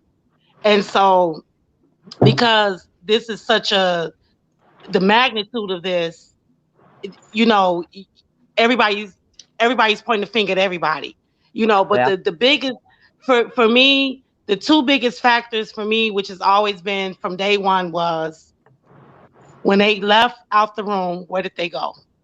And number two is, how is it that nobody saw her walking around in that hotel, whether it's for 30 minutes, 40 minutes, or whatever? How is it that security did not see her walking those hallways, walking in the kitchen? You know, how was it that she was not seen? Security didn't see it because he wasn't sitting at those cameras like he should have been. He went around doing housekeeping work. And the third thing, I said two, but it's three. The third thing is, how is it that the manager came out of nowhere and walked back there and saw it in that freezer? Right. And so here's the thing: when you look at this whole picture, when you look at this whole picture, for me, my thing is, who all knew about the vacant areas in the hotel? Who knew where? You know, all the vacant area. You can't. I would never believe that everybody at that party knew that the lower level kitchen area was abandoned and not in use. I have a hard time believing that. So the only people that I would think that would know areas in the hotel that were not in use and vacant were the people that worked there. So for me, that's the biggest thing. How is it that he was able to walk back there? What made him say, let me walk back there? And it wasn't like he came and looked around. He came and walked directly back to that freezer and turned around and came back. So those are the three things to come to that freezer. Right. Those are the three things for me. The three things is, when they left out that room, Kenneka had her phone, because you see it on footage. where, and I still to this day say that those girls are hiding information. Number two, when she was walking around the clips, how was it that security didn't see her? Not even security, but how is it that nobody saw her? And then it was so strange. And it was strange that in the clips that she was in, it looked like ghost town. Well, nobody was there. And then third, how was it that the manager walked to the back of that freezer and found her? Exactly. What made you walk back there? Why? And not only that, why did you walk back there? If that was a construction area that's supposed to have been locked and this, that, and other, and this, that, and the other, why did you walk back there? So he does not get the award for acting, that's for sure. Those are the three things for me that have always been a flag. And so I'm just going to reiterate this and put this out here. I don't think the girls did anything to injure or partake in her demise. I do feel that they are hiding information that would expose something that they don't want to be exposed. Now, whether they were threatened, whatever, scared or whatever, maybe it was an accident, I don't know. But what I do know is that if it was truly true to them, if it was the truth that they it was innocent, they didn't have nothing to do with it, they don't know anything, it would have been the one statement and they would have still been standing by that statement. I left her by the bathroom, I went in the bathroom, I came back out, she was gone. It wouldn't have been telling Teresa Martin one thing, then putting on Facebook something else, now you hear something else. You're not going to keep changing the story over and over again. So for me, I'm holding them accountable for the fact that they're not being honest. And as far as you're done, I got something to say about that too. When you're done. Sorry about that. And it's okay. As far as the security guards, like I said, I just don't believe for a second that they didn't know that she was walking around there. I just don't believe that. I don't. I know that they just didn't give a damn enough. That's somebody was there. I believe at some point, I do believe at some point they saw her walking around. And not only that, staff. I mean, Larry Rogers said in the very beginning, how was it impossible? How could nobody have not saw her in the kitchen? And then in one of the kitchen footages, you see the guy in there mopping the floor before she even walked in. So somebody saw her in that downstairs in that kitchen area. So, one of the things that I hope that does come out, and I pray to God that Teresa gets justice. I really do. I just, because she needs that closure. Even if she wins this law case, even if they decide to settle with her, she's still not going to have closure because money doesn't give you closure. The truth is what gives you closure. So I'm praying that she gets closure and finds out how her daughter ended up in that freezer, whether her death was accidental, whether it was, hypothermia set up and she, her heart stopped beating or whatever. But how was it that she got in that freezer? Because she did not walk in that freezer by herself. I don't believe that for a fact. I really believe that she died somewhere else. And I believe they dumped her in there. And then why is it that, allegedly that there was some information out there saying that the people that worked there at the hotel had to sign a non-disclosure agreement for them not to even talk about. I don't know that I believe that because that was illegal what they said in there.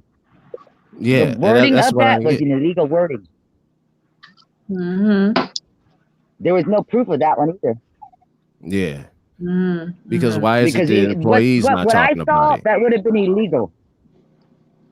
Yes, they have those types of non-disclosure agreements, but with the wording that I saw that was passed around online, that was an illegal document. Put it that way. Okay. That much I do know. Yeah. Don was going to say something. Yeah, I was saying. I'm still here. Can you hear me? Yeah, I can hear you. Yes, I hear you. Oh, okay. What we do have an idea of is that somebody was there on the 6th.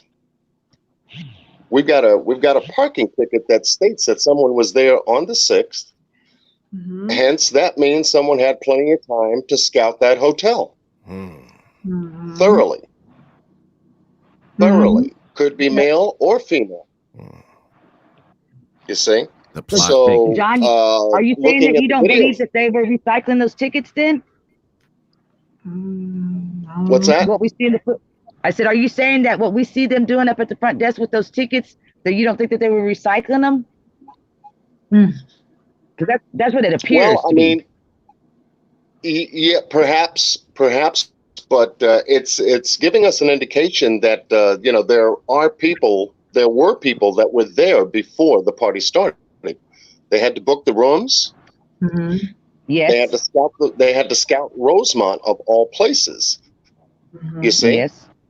So someone was there on the 6th, most likely, and scouted that hotel out for that party. Hence the 7th comes. Hence the 7th They mentioned comes. that the guys in that video, in the MTV mentioned something about that they thought that they went out there because Chicago had gotten too strict. I don't know how true that may be, but the guys that were on that MTV said that. Well, I mean, we all know that they had ties to the guy at the front desk who allowed the rooms to be rented, knowing the credit card was stolen anyway. I mean, so that was evident right there that they, you know, they have, you know, he let them smoke weed, so they knew the guy. They knew staff at the Crown Plaza Hotel, which is why they were allowed to do all that in that hotel. He did a manual forced sale, and then it actually didn't go through. Yeah, so he shouldn't have even given they allowed them to do with the things that and they I'm did not in the understanding room. why. You know, that's another thing too. Why wasn't he, you know, charged? Because you manually ran that card and you knew that credit card did not match the person that. I mean, you knew it was stolen. So you know that's another thing. You know, they had to show an ID, and she did show an ID. So apparently, it had to be a fake ID. But the thing is with the modern technology the way it is now, you don't do a manual credit card. You don't have the imprinting machine no more. You don't force the sale. When it's declined, it's declined. It's declined. And he accepted it anyway. So he did. Yes. So that was another thing too. Why wasn't he arrested? Why wasn't there it was so many things that Rosemont Police Department. See, that's why I say in a nutshell, it was really just a botched investigation. And I think a lot of it had to do with they really didn't, either they didn't give a damn or they were trying to protect the image. I'm gonna inject. I need to inject. Sorry. And the reason why I'm injecting is because Miss Chloe, did she leave us? I think she accidentally got off.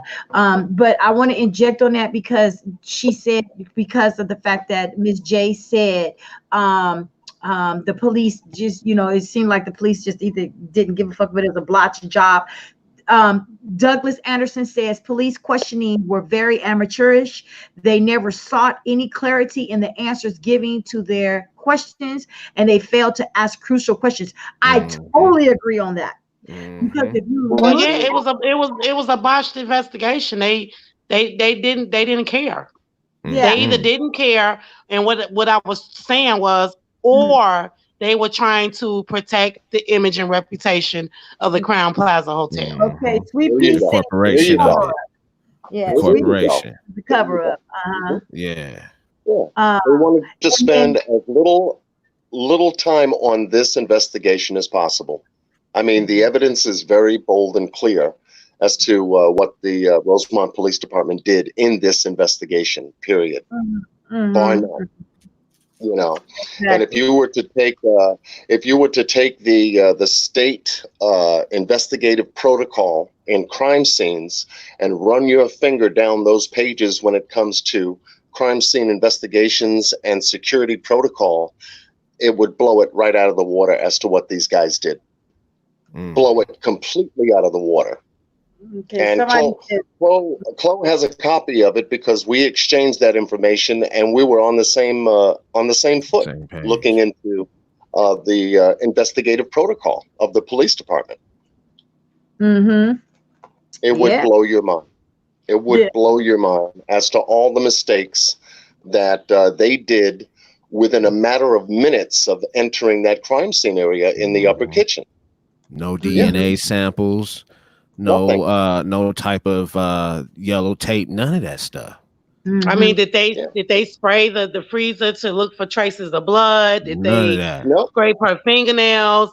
You know, it was just they found it in the freezer. She's frozen. Oh, this was an accident. You know, you know.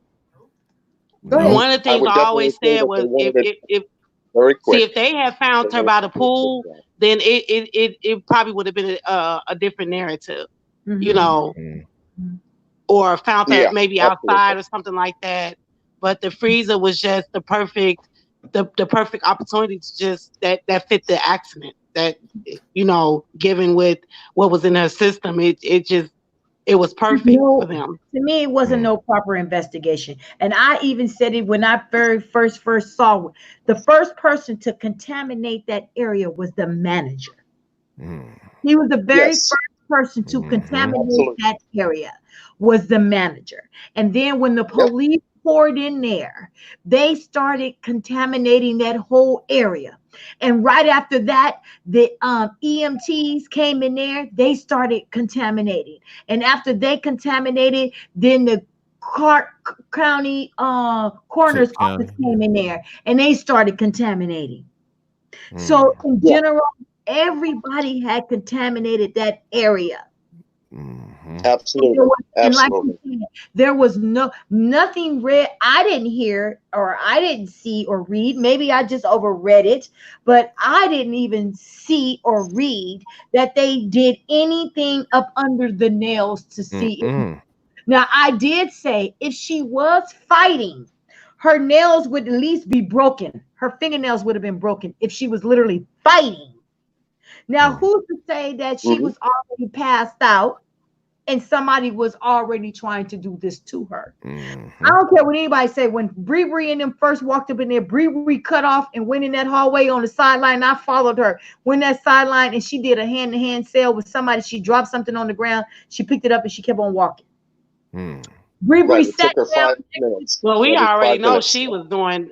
It was already established that she was doing drug transactions in that hotel with that security guard. Due diligence. So I guess Miss Chloe, she didn't went online and she's saying much of that is going to be falling under the umbrella of department's choice. It did. They deemed it necessary, but I do believe that they did take DNA samples because I believe I read that somewhere. So if she can show that, then that's fine. I guess she's responding to somebody else, what they're seeing.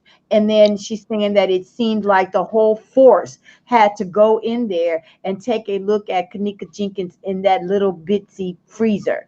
So I think she's responding back to what I was talking about as far as them contaminating the area, because I really do believe that everybody contaminated it. Michael says that this was amateurish. And with that being said, we are going to close off. Well, the Rosemont, can I comment on that? The spokesman for the Rosemont Police Department has said in the series tonight that they had never, this was their first time ever dealing with something of this magnitude in that, in that area. Like they had never handled a case like this before, and originally I thought maybe this is why they're conducting it, because they don't have any expertise in this. This is not something that they, it's not like Chicago PD that deals with multiple homicides every single day, people getting shot, somebody, got hit by a car, blah, blah, blah, blah, blah. This is Rosemont Police Department. What's the level of their crime out there? I thought about that too. Maybe they're not they didn't know we were going to take it this far either. They didn't have the slightest clue that we were going to take it this far. Yep. That too, in addition to if they didn't have any, and he said that they had never, the white guy tonight said that they had never dealt with nothing like this before.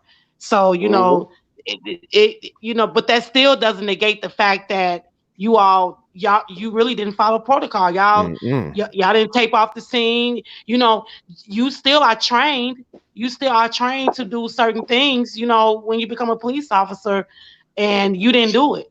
So you can't use that as an excuse.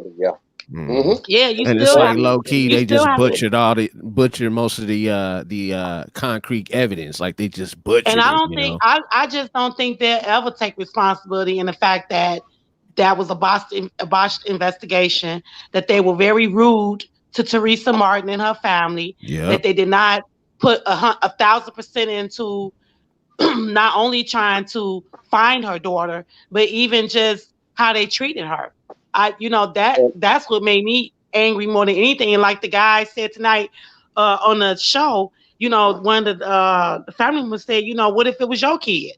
You have to, and people don't, and that's the thing, people don't think about that. You have to watch how you treat people, because you could be on that the table's turn. You could be on that same side of the person that you're treating like shit, that you're not trying to do right by. You understand And what I'm hence saying? the That's what negligence of makes the me hotel. Yeah. Exactly. Yeah, and hence the negligence of the hotel, hence the negligence of the Rosemont Police Department, negligence 360 in a circle. And this is a case that is going to, allow us to learn a whole lot about when it comes to these types of situations and circumstances, regarding how the police conduct themselves, how a hotel should conduct themselves. If they would have looked at those cameras when Teresa Martin asked them for help to look at the camera, I think this would have been a totally different story. Not even when Teresa asked, when Monique and them said Ariana tonight said in the series that the guy asked her, "Did you ask security to help?" And what did he say? And she shook her head. They didn't want. They was trying to get them out the hotel. They didn't even want them walking the halls looking for her. So even before Teresa even got on the phone, when they first notified them that she was missing, they did not want to help. So yeah, she could have been found much sooner. She may still have been alive. They might have could have saved her if somebody had took the time to actually look at those cameras, or not even that, but just physically look for her. She might still be here today. Okay. Yeah. So in my opinion, they all failed her. But this to me is a lesson, and it shows how minorities are treated, and it also should be an indicator for us as a whole to learn the laws of the justice system, to just be more knowledgeable, because you have all these cases out here, Trayvon Martin, you have the Kendrick Johnson case, the boy, he mysteriously rolled off the bench and rolled up himself in a mat. Sandra Bland. You have Sandra Bland. all of these. You have all of these cases circling around, and all of the cases are black boys and girls, and you see how they are being treated. And so for me, you look at this, you pray to God that you don't ever have to walk in. This is something that you don't have to live in, and you pray for those that are. But you also look at this and say, I see how this is. I need to learn how to blah blah blah blah blah. Just make yourself more knowledgeable about how the system works, because Educate they yourself. really did Teresa wrong. They did her very, very dirty, and a lot of it has to do with her class status, and it's sad, but that's just the reality of the times that we're living in now. So can I interject right quick and just go over a few? We got people still commenting. Oh my God. Cortez says that I never met someone who works the front desk at a hotel and they don't know what's going on. Again, that goes on to the part when you guys were saying that the credit card had already been declined, but he still allowed them to still come in there. So do you think that he has something to do? He got to paid for that. They slipped him some money. He didn't do it for free. Yeah, he had to. He had to. Chloe says that actually a public safety department, which Rosemont is, they are cross-trained and they're supposed to be the elite of the elite. So they're supposed to be better trained than the Chicago Police Department. So that right there, with her saying that, you know what that reminds me of? That actually reminds me of the Chicago PD. the movie, the TV series Chicago PD, because believe it or not, in that series they actually bring up the gang members' names and everything in that series. And to me, it shows me how crooked the police department can be, even though he is for the better of the good of the people, but at the same time, he's also a crooked person in the God's series. So it shows me that he can be crooked, but he can also be better for the good, good for the people. You know what I'm saying? So he's working both sides, and that's what kind of gets to me on that part. Last but not least, on what I want to say is Chloe also speaks on and says, if you go to the website muckrock.com, where we got those Extra Boy is done, there is a link on there under the search Rosemont. A guy named Brandon got all the cases for 3 or 4 years prior for missing. I'm not sure what she means by that, but I'm going to take that to heat because I'm not exactly sure. And then they're pretty much they're saying that the police department and them, they should have comforted Teresa instead of doing what they did to the family. Exactly. He's agreeing with what you're saying, Ms. J, on that. Cortez, Chloe is speaking to Cortez and says you are absolutely correct. Sweet Pea comes back in and says police are the biggest gangs. And they are. IMO. Now, again, in my opinion, they are though. In my opinion. So, with that being said, I want to ask because I know that we've lost our Eric, our radio guy. We have lost him, which is Douglas, and I do appreciate him coming on. I appreciate John Q coming on. Again, I appreciate my girl Sade, which was Coco Brown. She didn't get a chance to speak, but I do appreciate her still sticking in there and being with us. Miss J, I appreciate you coming on. I got a question, Angelique. Can I interrupt? Can I ask a question? I got a question for John. John, what do you... I'm sorry, I got to ask this question. John, so what are your thoughts on the cameras that were listed inoperable? What are your thoughts on that? Wow. Cameras that were listed as inoperable in the hotel. I think that was a menu that was created by the people who wanted to reduce the liability of the hotel. And the ways that you do that is, if it comes to a security matter, the first thing you look at are cameras, if it's a security matter. So they knew exactly what cameras to post as inoperable at the time the Rosemont Police Department was investigating the case. You see, because these are areas of the hotel, obviously, where Kenneka would have been captured on camera. Exactly. I believe that. I agree with you on that, John. Yeah. So what they basically did was cross those cameras out. We'll tell the police that they were inoperable at the time, yet the other cameras were working, and the police took that information because it was reported by the hotel, as they wanted them to do, and gave them that information. The police got the video surveillance footage 48 hours later, and they took that information from the hotel. Rather than follow the chain of custody to do it themselves the night that they were supposed to do it, was to grab the videotape and the hard drive and everything. They waited 48 hours later for the hotel to give them the video surveillance camera. So see, that's what I had a problem with. Yeah, on flash drives, piecemealing what the police department was requesting at the time. You see, so all this plays a very important hand as to the recipe to reduce the hotel's liability of this thing called the accident that happened. Call it just that, and maybe this thing will go away real quick. And that's how they played it. That's how they played it. Because it really was about, let's make this go away quick. That's really what it was about. It really was. So let me ask you a question. Are you guys available for tomorrow night? At 7 p.m. because I've already put it out there that they can join us tomorrow night, which is Thursday night at 7 p.m. to continue the discussion. But I also want to let you guys know that this is not the only thing I want to discuss. I want to discuss the R. Kelly, Surviving the R. Kelly series. I want to discuss that. I know that I'm not sure who's all following it, but I want to discuss it because, I was an R. Kelly fan. I really was.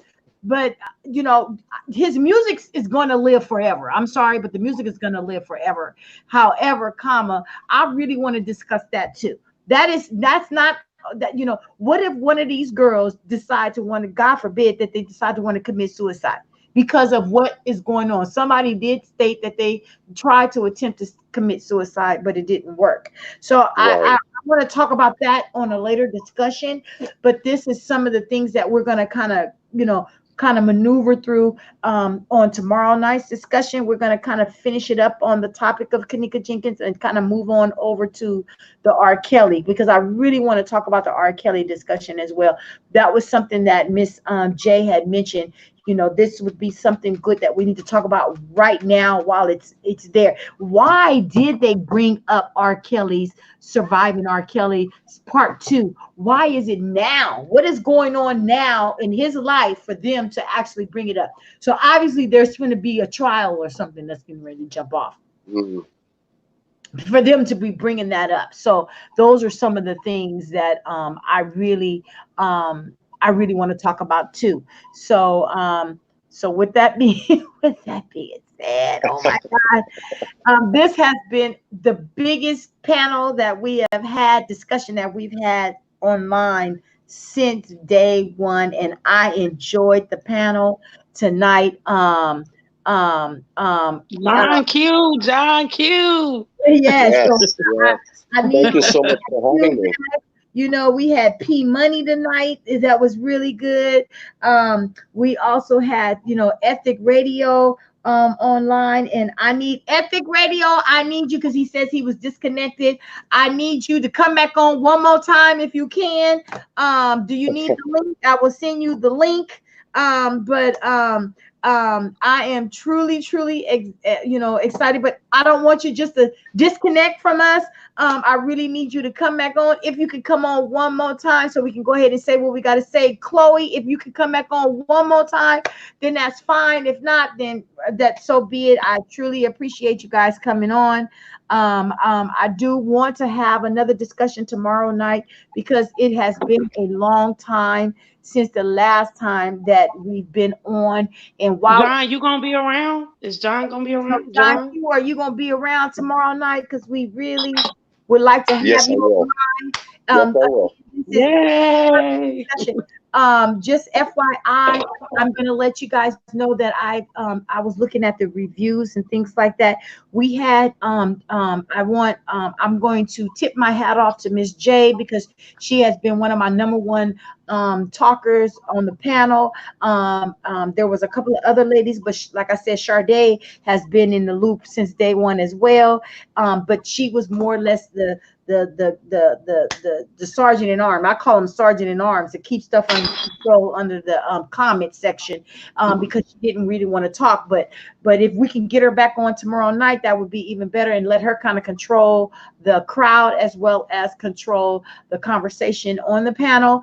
But the main thing right now that I really want to just push out there to everybody that has been listening is that we still want to give tribute to that child. She did not deserve to die the way she did.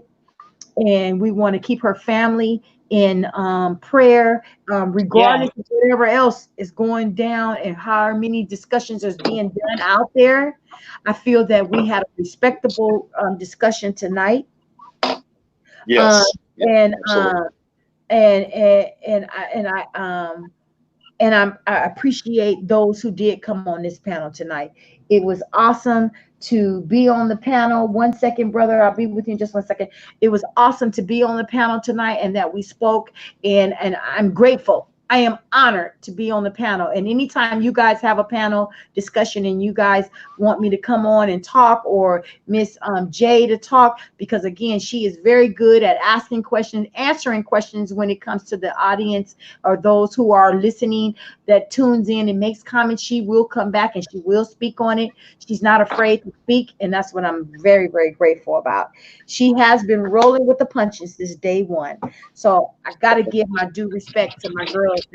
Well, I'm just for justice for Kenneka, and I just pray the family gets closure. That's all I care about. I just want them to get closure. Yes, absolutely, absolutely. Yeah. And I commend Teresa Martin. I love her, and I think she's a strong woman. And I pray for every day. It's a nightmare, and I'm just praying for justice. Go to YouTube right now. Go to Forever True TV, and you would see us.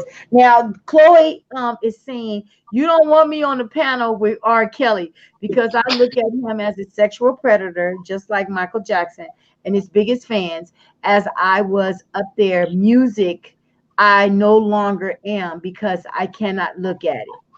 So she said I cannot look at it. So Miss J, big ups to you. Ethic Radio. Ethic Radio, send me an email. John, did you hear that, John? Yes, I did. Right now, Ethic Radios, you know, they just left us. Now we the last 3 online. They're like, damn it, we trying to get offline.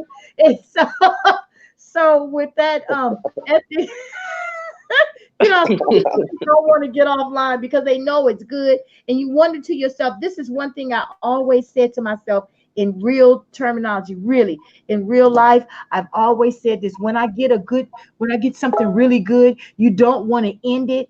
And the reason why you don't want to end it because you're scared.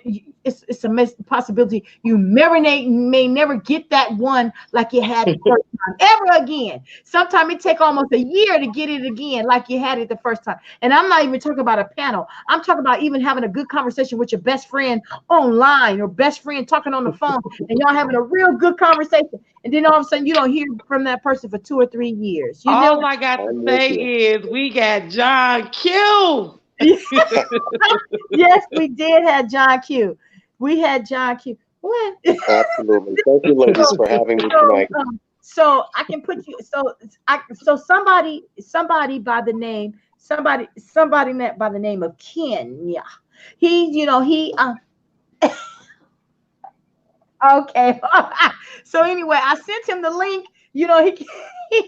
But I'm not sure if he's going to try to get on right quick before we get off. But if he do, oh well. If he don't, then that's fine. We will be tuning back up again tomorrow night at 7 p.m. Pacific Standard Time, because we're going to talk about this here because this is a real serious situation. And I just want to just come on the panel, this week, and then after that, we're going to go to somebody else's panel and get on their panel. Maybe we can go to Ethic Radio's Archive Reels and go to this panel. Maybe we can go to John Q's panel next time. We don't always have to come and meet here. We can always go to somebody else's panel and kind of talk about it. That's what you call being, respectful, being, understanding everybody has a platform and they may have something else that they want to discuss on their platform, and I'm willing to go on there. That's just what I do.